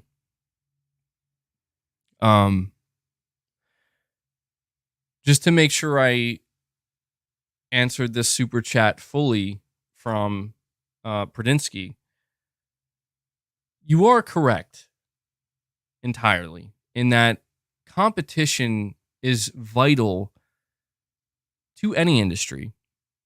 And when we're talking about the video game industry, video game platform holders, competition is vital. I think what becomes problematic is that between Sony and Microsoft, it's not just about competition, it is about elimination. And we have Mitul Patel. Mitul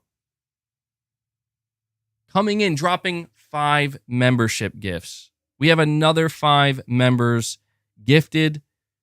Huge shout out to you, Mitul Patel. Let's get some W's in the chat. For him, I'll do a... For Mitul Patel, I'm going to do just one Arnold. You know what? Let's just do 2 Arnolds. Something tells me he wants 2 Arnolds. He wants 2 Arnolds and a Keanu. Really appreciate that, man. That brings us up to 22 members on the day, getting very close to the 25 mark. Let's see if we end up getting there. Thank you guys so much. There we go. But yeah, man, we need that competition. The competition is vital. It's absolutely necessary. I mean, if one of these companies succeeds in getting very close to eliminating the other, it is bad. And I understand that I have been questioned at times. I think that's putting it lightly, but people have come to me and they've said, well, MBG, if that's true, and we want people like me and others, we say we want to continue to see competition. Why, what's with all the flack with Microsoft acquiring publishers and whatnot? Isn't that going to increase competition? It will, yes. And because of that, I am happy. I'm happy that competition will increase no matter what. It's just that sometimes when such big drastic moves happen so rapidly, and especially in this case because we're talking about major acquisition, the way in which that competition begins to unfold, it may happen a little bit differently than maybe, I don't know, maybe I would have liked, or maybe others, but maybe not. Maybe not. But generally speaking, my ideal scenario for both Sony and Microsoft is simply this. Sony and Microsoft are both in good, competent, strong positions and are able to effectively trade blows with one another, but not to a degree in which one ends up completely killing the other. And so it remains to be seen, right? It remains to be seen if that's where we are headed now. If we're being hopeful, if we're being idealistic, if we're being optimistic, that is where we will go now. And I won't lie, guys, as I've continued to just pay less attention to, what Microsoft is doing and what's going on with this deal, mainly because Sony is no longer involved, I find myself feeling a little bit rejuvenated and excited because I don't know. I guess I just have this kind of optimistic feeling that Sony is going to get serious, man. If they aren't already, they're going to work harder. And regardless of whether or not they make every single announcement that I want from them, because there could be some bad announcements, I won't lie. I don't know that I want to see Sony come out and acquire a publisher or anything like that. I would, as I said, if Sony announced that they acquired a publisher, I would get swept up in the moment, but I don't know deep down that I would be excited because I would just feel like, well, this is going in a very crazy direction that I would have never thought that in the future, this is what we're talking about. We're talking about who's buying who next, but yet that's kind of where we are. So I guess my hope is that Sony now, and what I'm feeling so optimistic about is that now it's like you have your studios, you have these games that you've been working on for some time now. And you have I don't know, there's just an immense potential.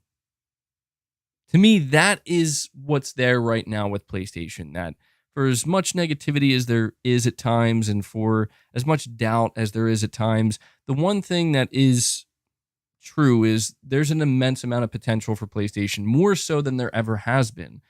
And I'm just personally feeling good and optimistic and a little bit excited about seeing that potential fully realized in hopefully the coming months for the remainder of this year, but certainly over the next couple of years for the remainder of the PlayStation 5 generation. So, we will see what happens. But the one thing that is 100% true about your super chat is we do need to rely on these companies to be competitive with one another to get better products. That's just a fact.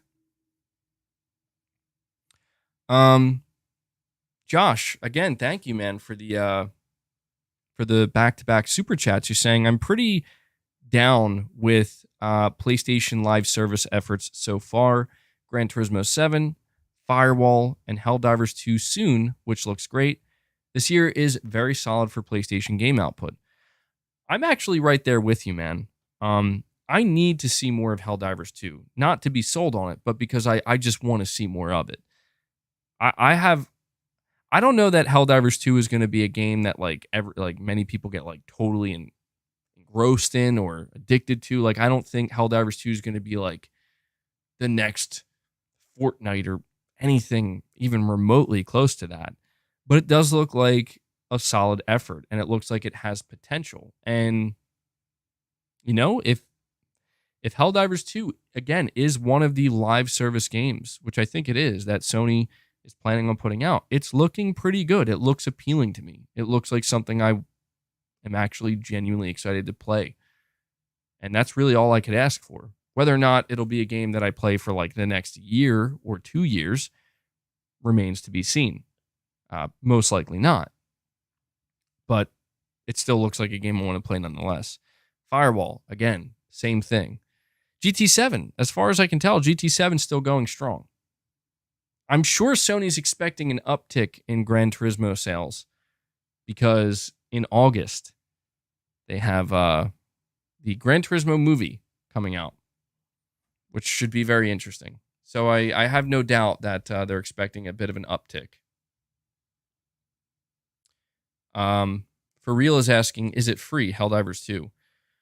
We don't know. I think the assumption right now is that Helldivers 2 will be a premium product, a paid product. I don't know that it'll be $70. Maybe it'll be $40 or $50.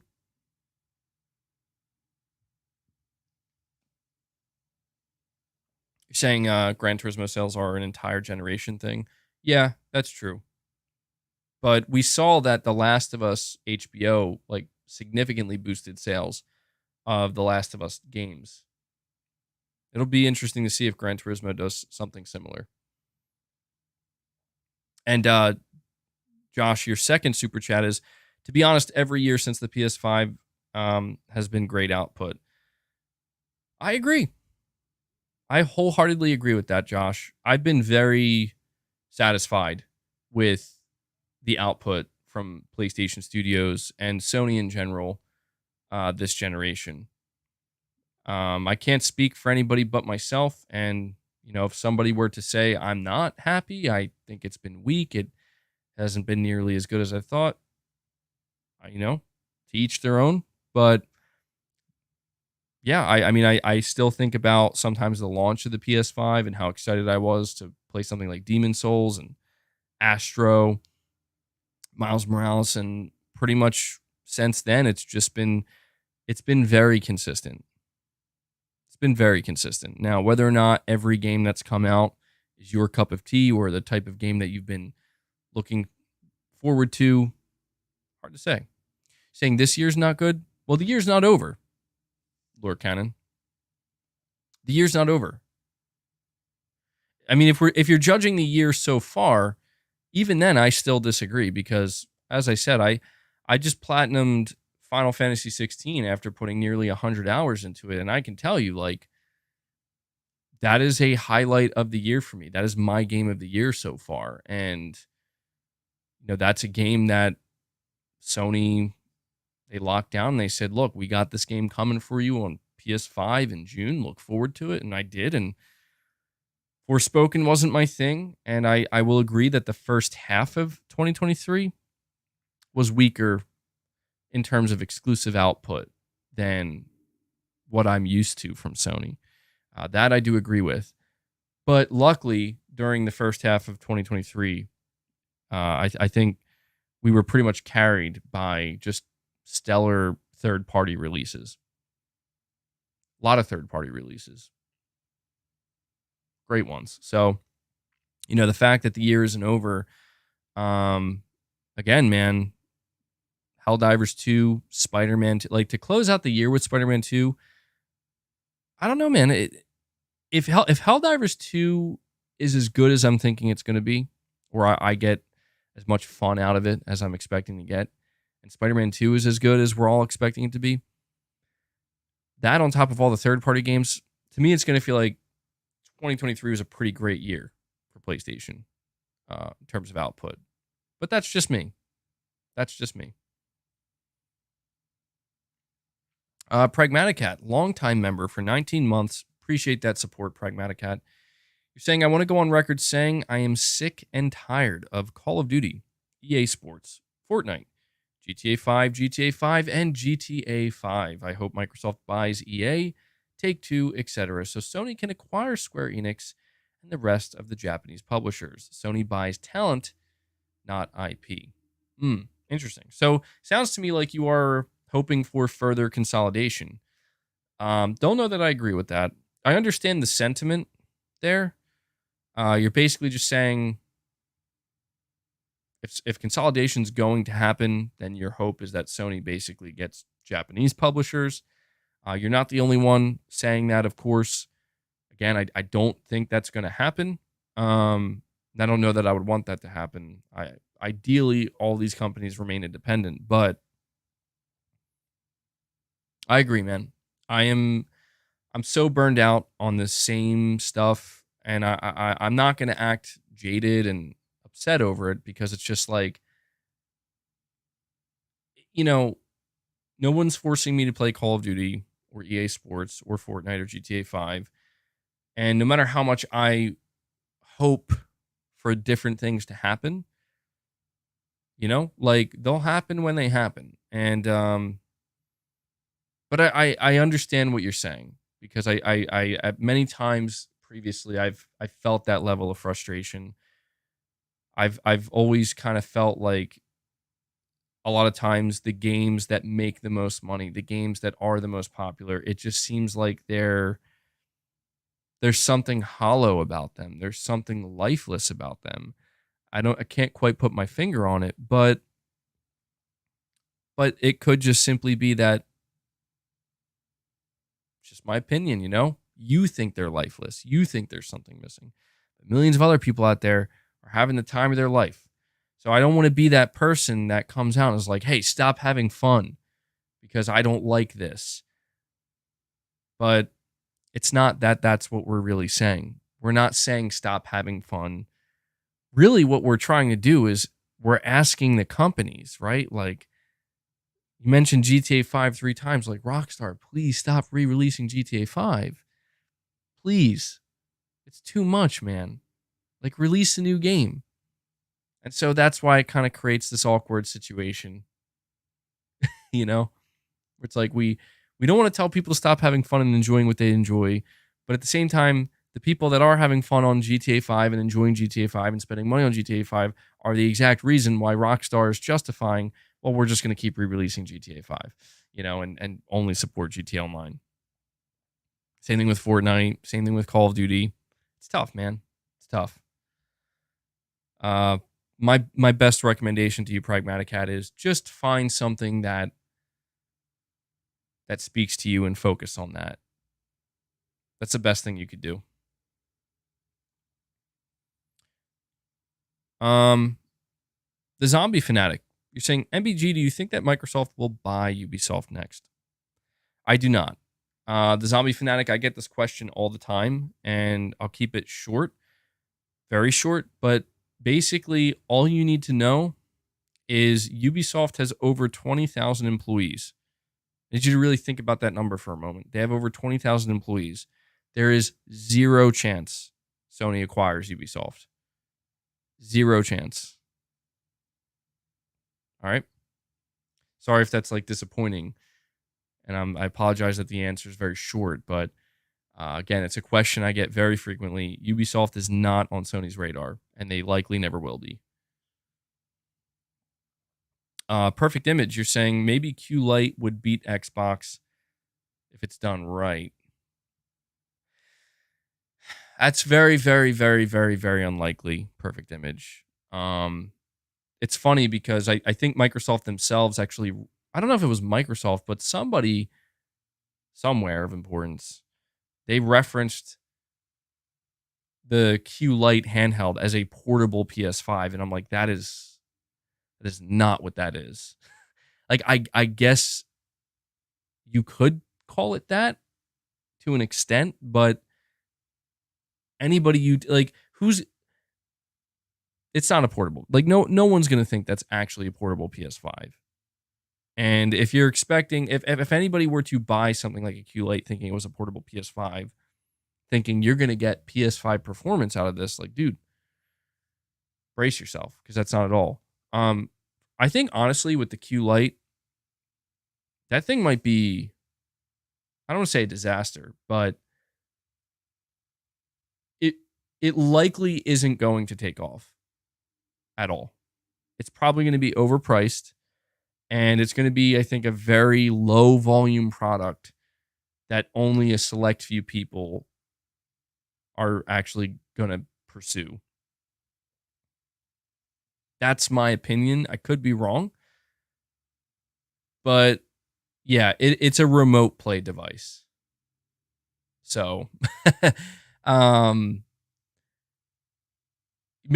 think maybe a better way to look at it is if Sony aggressively pursued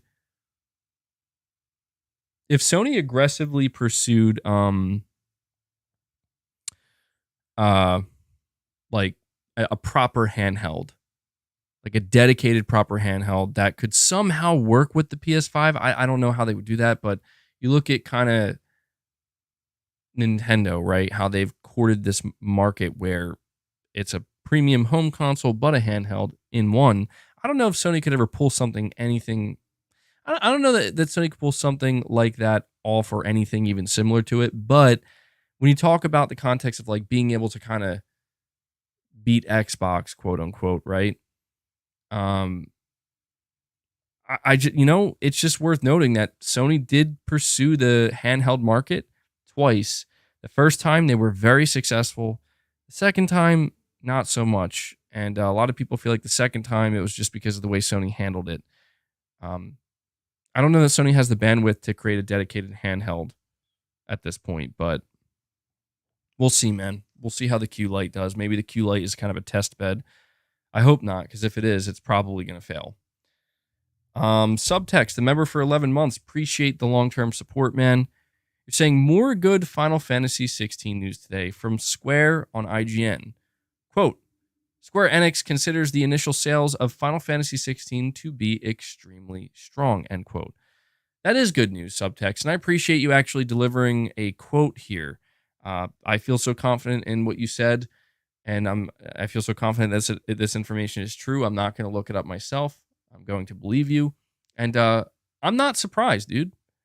I'm not. I think anybody who was under the impression that 3 million units sold in 4 to 5 days on a single platform with a smaller install base was bad. I just don't think that they quite understand like how success is measured in the industry. Don't get me wrong. 3 million isn't like, whoa, like that's crazy. Like this thing's going to go on to sell like 20 million units. No, it's nothing like that. It's not the strongest, but make no mistake, it is good. And that's the thing. If we're asking the simple question, are Final Fantasy 16 sales good or bad? The answer simply is they are good. If you're asking the question, are they phenomenal? Are they next level? Are they staggering? No, I don't think they're any of those things. They're good and they're promising. But that's the great thing. If what you're saying is true, which I believe it, and this is a direct quote from Square, then there's no need to say anything. Square said it themselves. The initial sales are extremely strong.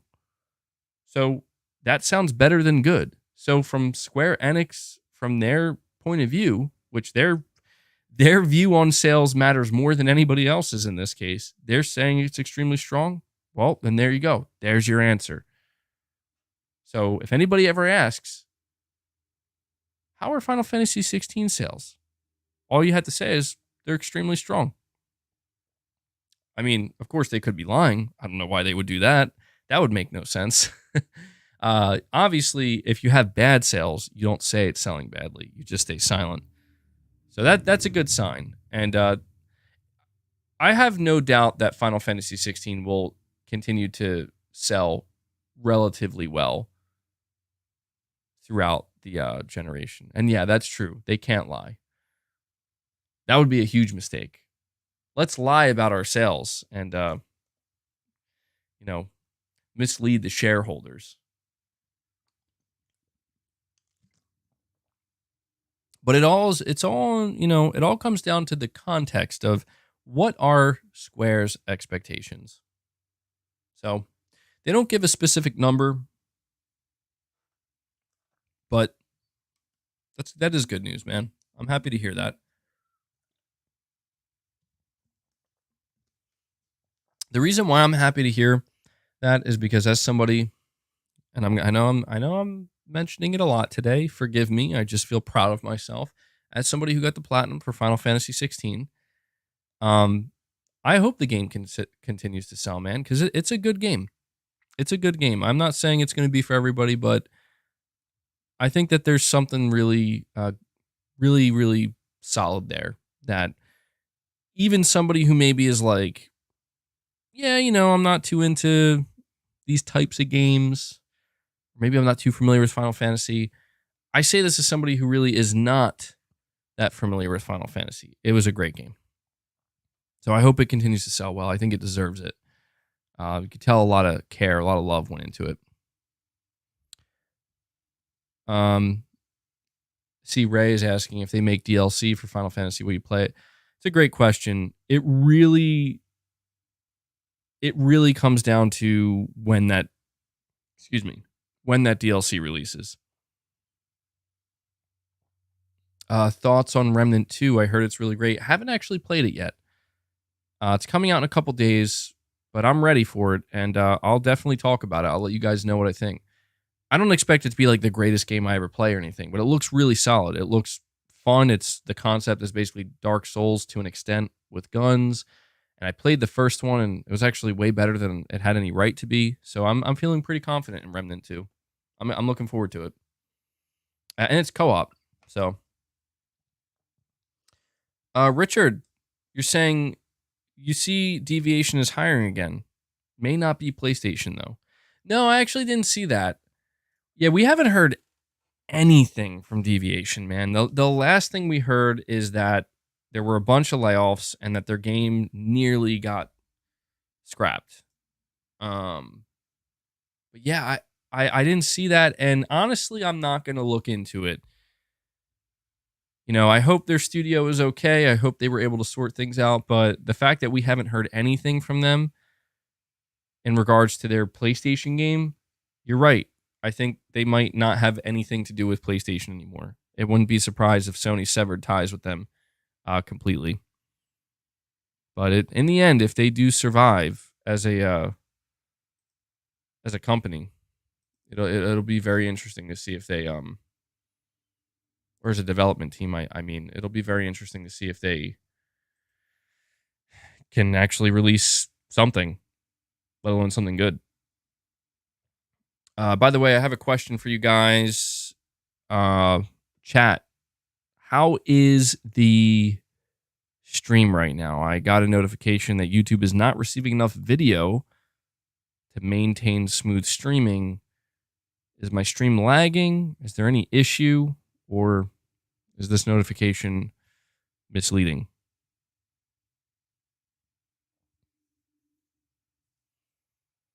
Just going to wait here a moment to get some feedback before I continue.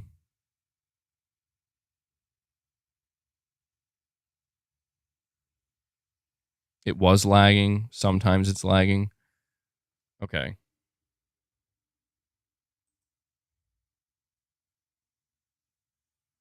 All right. Well, hopefully it improves. The message is still there. It might take a little bit for it to go away. So apologies if there's lag. I think it might just be my internet at this point. I don't think it's my PC. I think it is my internet. Even though I have good internet, I have a wired connection. This just seems to happen sometimes, man. This just seems to happen.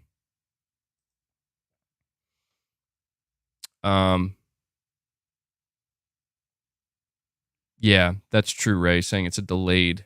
Yeah, there is a delay in the notification. Like when I get the notification that it's lagging, it happens after it already lagged.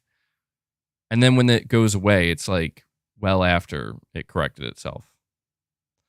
Yeah, it's not boss eating the wires, luckily. Move my chair up here. All right.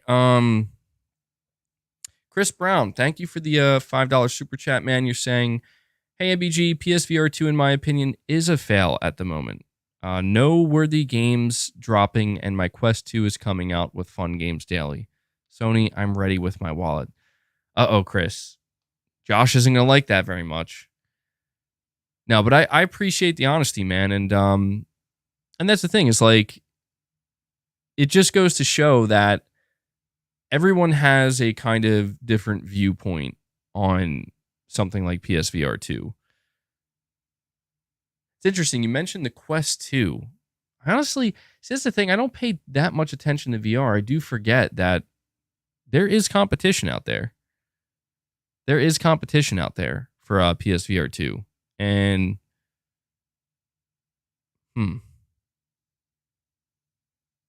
It's also funny that you say your wallet is ready. So one of the things that we haven't really been seeing with PSVR 2 that I actually fully expected to see, I thought we were going to see like more games announced that are both PS5 and PSVR 2 games, like hybrid games. And maybe they're still in development, but that is something I really thought we were going to see more of with PSVR 2, and we haven't seen that. We've kind of seen the opposite. Pretty much all the major PSVR 2 games are, well, all right. Let me take that back for a moment. We have seen hybrid games, but I guess I'm surprised we're seeing so many games that are also just dedicated exclusives to it, which is not a bad thing. But it just makes me wonder if, like we've seen Resident Evil 8, we've seen GT7, these are like hybrid games and they're pretty big ones. But I'm just wondering like what other types of hybrid PSVR 2 games Sony might have in the pipeline. Apparently Twisted Metal might be one of them. So Chris, I don't know if you're a Twisted Metal fan. Is that a game that would get you hyped about PSVR? I really wonder how a Twisted Metal PSVR 2 game would be received. Like, I do wonder if a lot of PlayStation fans would be like excited for that, because there seems to be a decent amount of excitement, from what I can tell, for something like Twisted Metal to return. The next Astrobot, yeah, that has to be a hybrid game. Chris, you're saying would gladly buy Twisted Metal on PSVR 2. There you go. Let's see if they end up delivering it, man. So I appreciate it. I appreciate the super chat, and I appreciate the appreciate you giving a different perspective. Figuratively literal, thank you so much for the super chat. You're saying, just got my PS5 last month and I've been loving it. Final Fantasy 16 was one of the most epic games I've ever played. Beats the first 3 years of the PS4. Out of curiosity, how does it compare with Final Fantasy 7 Remake for you? Well, first off, I'm really happy to hear that, man. I still get messages from people, basically saying that they just got a PS5 or they finally got one. And it's always cool to see, man, because I've been using the PS5 for so long. I I'm so used to it. I'm so used to it now. And I don't want to say that I just like take it for granted, but it's just cool, man. It's cool to hear people when it's new and fresh to them, what the experience is like. You're saying that it beats the first 3 years of PS4. I mean, I can't speak to that, but what I can say is that I will probably look back on the first 3 years of the PS5 as some of the strongest ever for any console generation that I've experienced. I'm like really confused right now because I'm looking at my... Hold on, I have to bring this up. Give me 1 second and I'm going to finish answering this. Okay. Yeah, I hate that my... I apologize, guys. When I see this little box of myself, it's always on a delay, and it was severely lagging. And I'm like, is this happening right now or is this delayed? And it seems like it's just on a big delay. MBG, you've spent more money on this gen than on PS4. Yeah, for sure. For sure. And I don't regret it, man. I don't. I'm honestly like, if I try to sit and think to myself, like, is there anything I regret purchasing? Like from Sony or with the PS5? I'm not lying and I'm not kidding when I say like there's nothing that stands out. Like there isn't just like some obvious like, oh, you know what? Actually, there is one thing. And this is kind of weird. I don't necessarily regret it. But when the PS5 first came out, I wanted to buy all of the accessories and peripherals for it because I was just completely caught up in that hype. But the two products that I just simply don't use at all, like I think a normal person, I'm not normal, would probably regret purchasing them because of how little use they've gotten. But the Pulse headset, I've used it on occasion and it is very nice, but I don't wear headsets. I just don't. I will if I have to, but I don't wear headsets.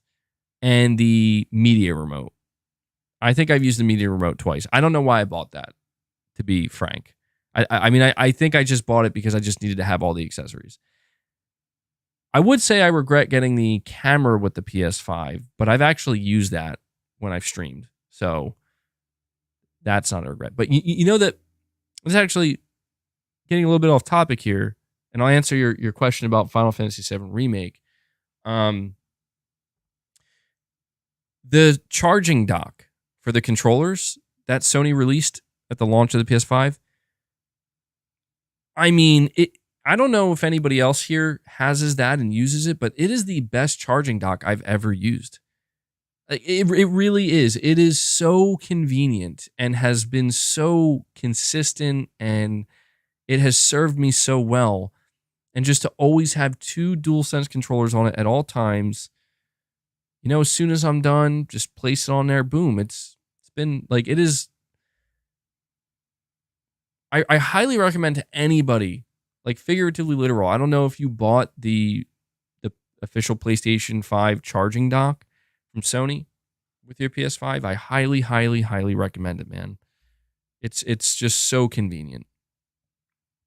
So I'm glad to hear you're enjoying it, dude. And you're saying I have one and agree full-heartedly with you, MBG. It is very good. It's a very good charging dock. I've had many charging docks in the past for controllers, and they've all been pretty good, but whoever designed this one, man, now that I've said that, though, you watch, this thing's going to break tomorrow. Now that I've said this out loud, I'm going to go put my DualSense on the charging stand tomorrow. It's just not going to work. You have two charging docks. I think that's justified.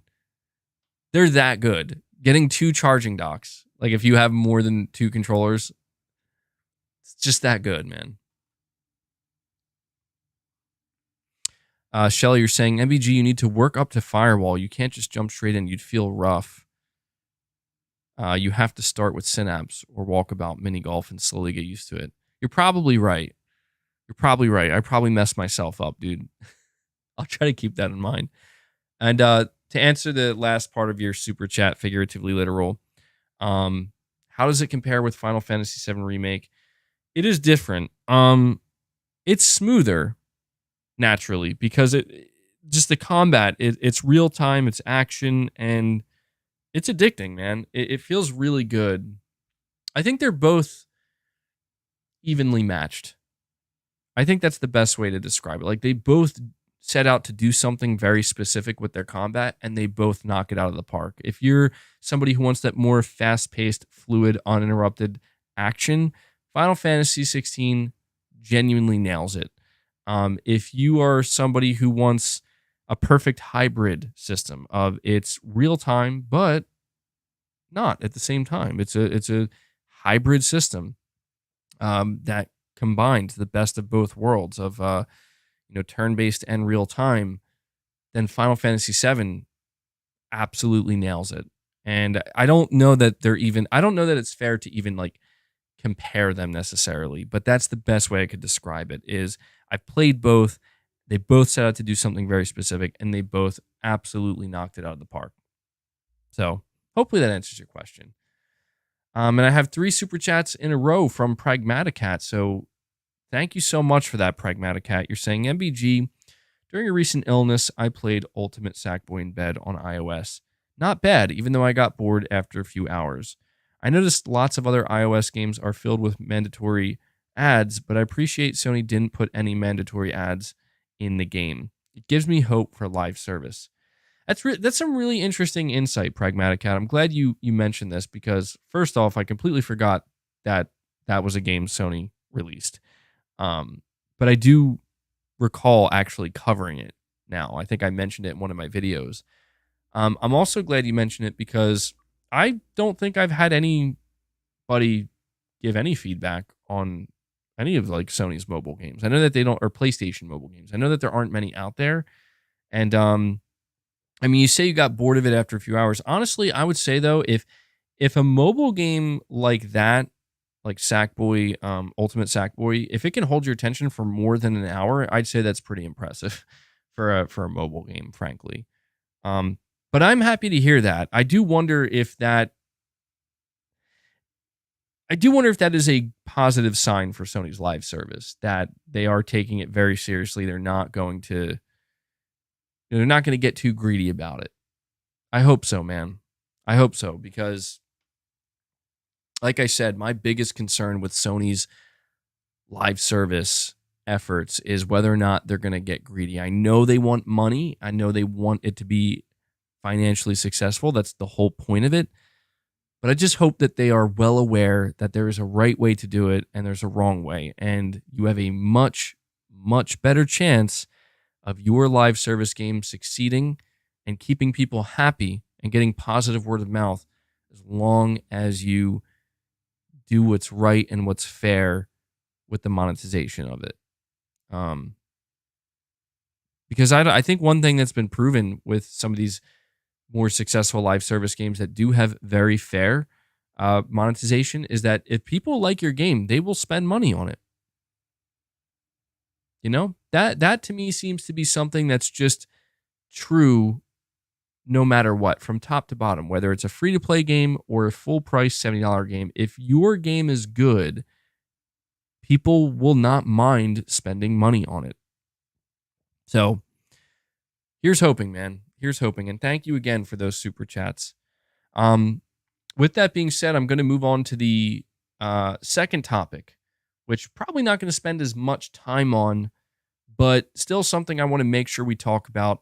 Not only the PlayStation 5 Slim, but how this PlayStation 5 Slim could potentially be revealed. We have two insiders mentioning two separate things. The first is the look of the so-called PlayStation 5 Slim. Is the PlayStation 5 Slim actually going to be a slim console, or is it going to pretty much look the same? Well, I have an article here from WCCF Tech, and it says the rumored PlayStation 5 Slim model is apparently not going to be slim at all, as it will only feature different dimensions than the current model, which won't necessarily be smaller. Speaking on Twitter, Tom Henderson, who revealed first the existence of an upcoming new PS5 model compatible with a detachable disk drive, revealed that this new console model may not be called a Slim at all, coming with slightly different dimensions than the current model, judging from the prototypes. As such, Tom Henderson believes Sony will brand it as an improved model over the original. As previously revealed, it will also replace the current model eventually, as the final units will hit shelves by the end of this year. And when he says final units, he basically means that the PS5 as we know it now, after this year, we're not going to see it on store shelves anymore. So I just kind of wanted to mention this one first because it's kind of funny that we continue to refer to this as a PlayStation 5 Slim, but it's actually, he's saying it's worth noting, he says he saw a prototype and the dimensions were pretty much the same. It should be noted that if that's true, it is a prototype. It means the final version could look vastly different. You know, that's just sometimes how these things go. However, it might not. It could be that it actually doesn't look any different at all.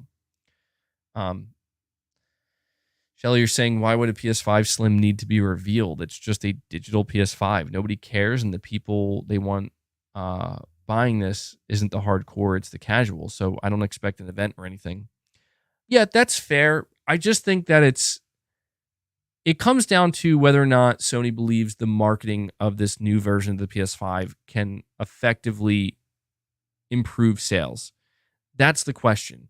And I think in Sony's case, they feel that it would generate some excitement and it would improve sales. I mean, that's just kind of how these things go. You know what I mean? Like, people get excited about new hardware, even if it's kind of the same.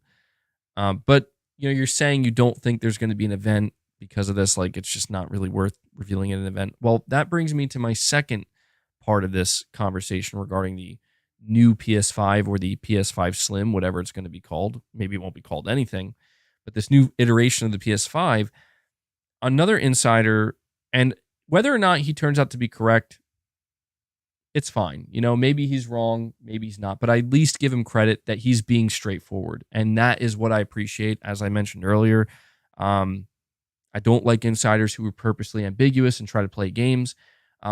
Special Nick, haven't talked about him in quite some time. His track record is hit or miss. Like, he has proven that he has some sources and he has gotten some things correct in the past.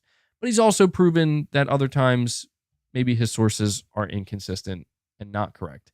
But one of the things he did was he quote tweeted, ironically enough, the snitch, Sorry, got very distracted there for a moment. I just heard something outside. I'm like, what is that? Anyway, he quote tweeted the snitch, and he said that he was told that Sony was planning to reveal this new version of the PS5 or the PS5 Slim, again, whatever it's going to be called, in August at a new PlayStation event. He said a new PlayStation show. So he didn't say showcase, he didn't say event, he didn't say state of play, he just said a new PlayStation show. And he also mentioned that, it could be possible that Sony decided to move up the reveal potentially due to the pressure from the ABK deal. Hard to say, but this has actually led some people to think maybe Sony's going to reveal this new PlayStation 5 hardware at Gamescom. It's worth noting Sony did explicitly confirm that they're not going to be at Gamescom this year. They're not going to be at Gamescom this year. They are just not going to be part of it. Somebody said, hold on, I want to check something really quick. Gamescom 2022 PlayStation. Somebody said that Sony confirmed. Yeah, so last year, PlayStation confirmed they were skipping Gamescom 2022. Now, let me see. The DualSense Edge reveal. The DualSense Edge was revealed at Gamescom. So that's important to take note of. And this is why I'm thinking maybe PlayStation isn't going to be doing a show of any kind in August, because Sony last year said we will not be at Gamescom. And then they were at Gamescom with specifically a hardware reveal. So I have no doubt we're going to see this new PS5 very soon. And I am beginning to think that Gamescom would be the place for it to show up if we're following a kind of pattern here. But naturally, it leads to the question, is Sony going to have another show? And are people going to get excited and hopeful that they will be doing another show? Of course. But it could just be a state of play. I will say this. Sony doing a second showcase so soon. I mean, they just had a showcase in May. If they were to do another one this year, which again is automatically unlikely, it really seems like it would.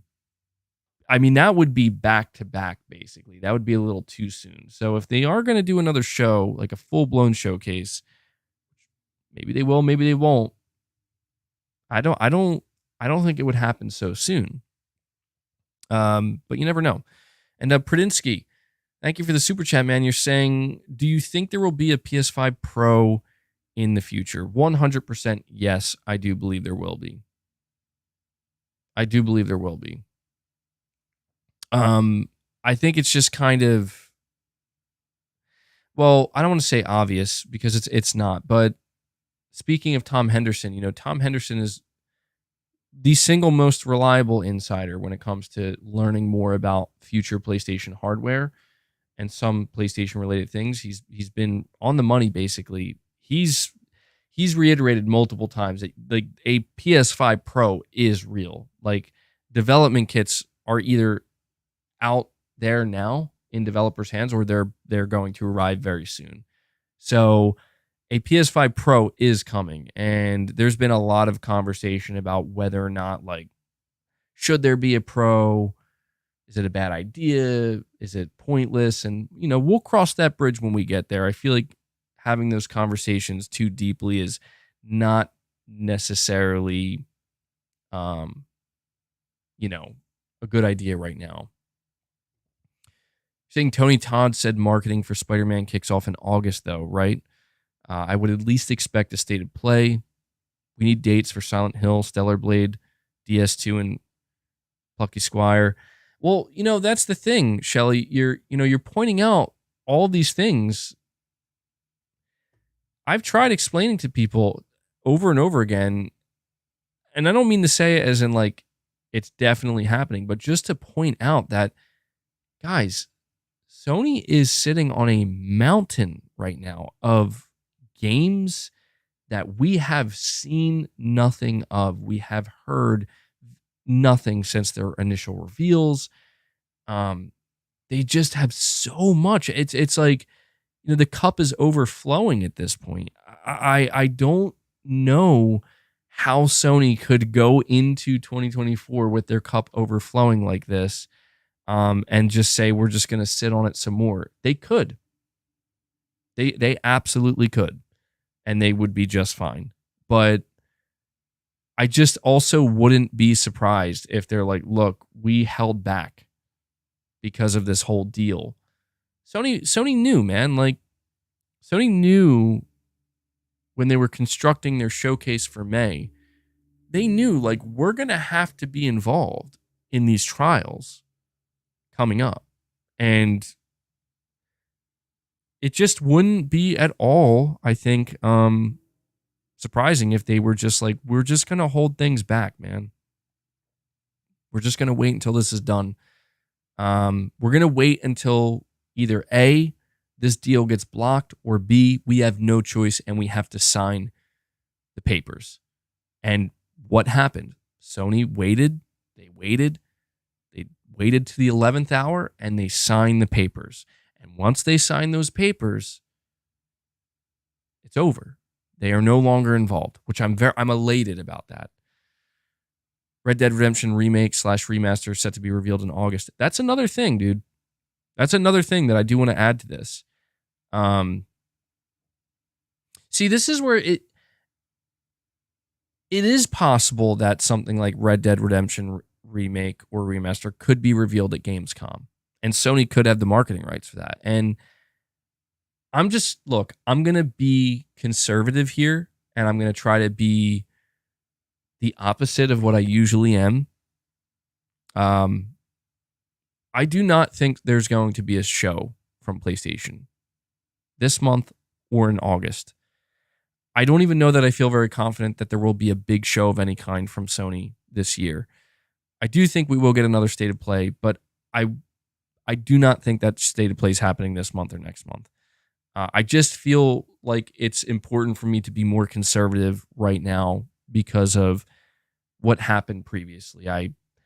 You're saying B classic MVG, hype it up. Well, here's the thing. There's no need for any hype because these are just rumors and speculation. The most I will say is I would love for Sony to do something of significance, to do something of consequence in terms of a new PlayStation show, whether it be a jam-packed State of Play or full-blown showcase. Obviously, I would love that. Obviously, I want that.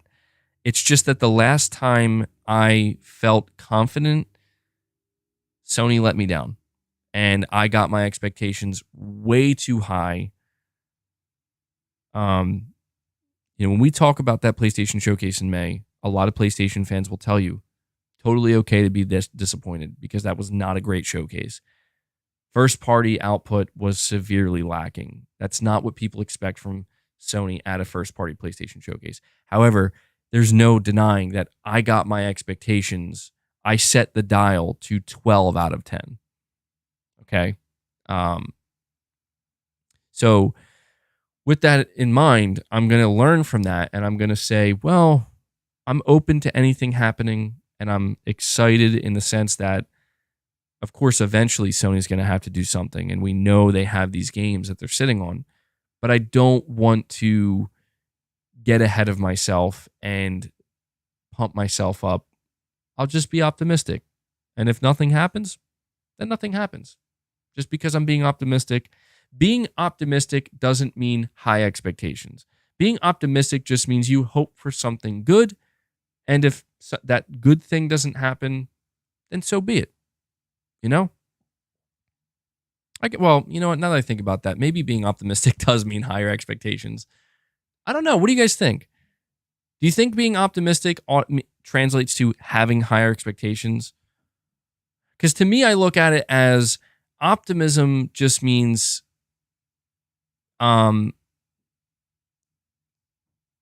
being hopeful for a better outcome or a good outcome of some kind.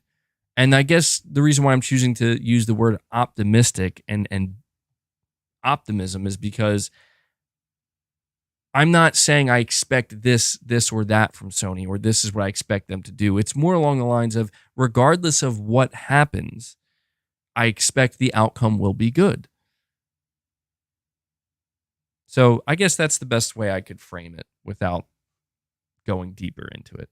But nonetheless, this is where we are right now, guys. We're getting some new Spider-Man 2 information today. We just got a little bit of Spider-Man 2 information yesterday, and this new PS5 reveal has seemingly impressed fans. It impressed me. Venom looks incredible. Spider-Man 2 looks like it's going to be amazing. We're hearing about the PlayStation 5 Slim again. This thing is going to be showing up soon. The reveal is pretty much imminent, and it seems like there's a lot of smoke indicating that the reveal of the PS5 Slim will happen sometime next month.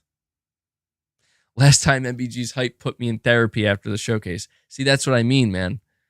I put Gaming Survivor into therapy because he boarded my hype train, man, and he wasn't ready for what was going to happen. Saying so tired of rumors, we need actual news from Sony. Well, GamerCat, to be fair, we get a mix of both. I would encourage people to be aware that we do get a mix of both. When at times like this, when things are a little bit slower, we tend to get more rumors and speculation, obviously, than straight up news. And the news cycle has been a nightmare the past month or so. Hopefully that'll change. But to be fair, we still do get regular news. It's just that, unfortunately, for a lot of people, the actual news maybe isn't the most exciting. It's not the most exciting thing that they want to hear, but it is news nonetheless. You're saying my hype for the last show ended your marriage. I'm so sorry about that, Brett Williams. See, just all the more reason why MBG has to keep it conservative, man. He's got to keep it conservative, and he's got to keep it calm, cool, and collected. Don't worry. There will be, come on, there will be times in the future to get hype. There will. And I'm looking forward to that. But right now, approaching the third week of July, who knows what'll happen, man? Who knows what'll happen? Saying the PlayStation blog. Yeah. The PlayStation blog is where most of the PlayStation news resides these days, and it can be a little bit underwhelming for sure. But that's the thing, man. Even though Sony's last showcase was underwhelming, I still have a tremendous amount of confidence that when Sony wants to get people excited and they want to get fans excited, they know how to do it, and they will. I still have that confidence.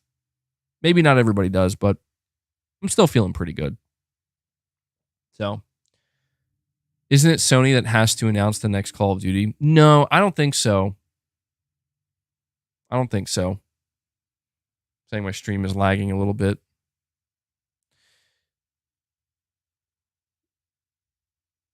Yeah, it seems to lag a little bit here and there. So I do apologize for that. I really wish I could figure out why that is. So guys, listen, I want to ask you something. We have 420 people here right now. Please do me a favor and hit that like button for me. I would really appreciate it if we could push to get 350 likes. If everybody just took a second to hit that like button, we'd crush it. No problem. It's important that you hit that like button to not only show support for the stream, but it helps with YouTube's algorithm. If you want more people involved in the stream, more viewers, more people here in general showing their support, hitting that like button is a great way to do that. And this is where I'm going to end the stream. Not a ton of topics to discuss today, but some pretty decent topics in conversation nonetheless.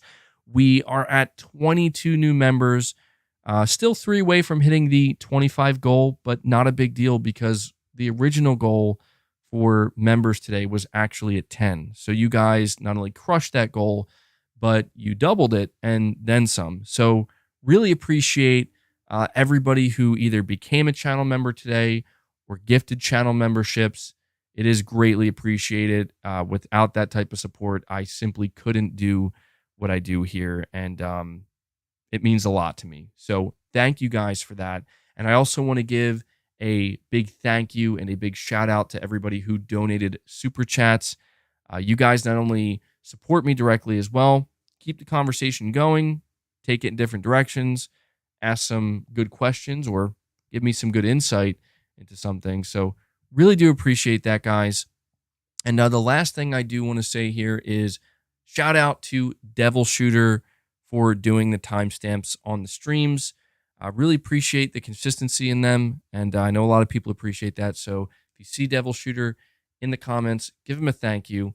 But that does it for today's stream, guys. I will have a video out for you tomorrow.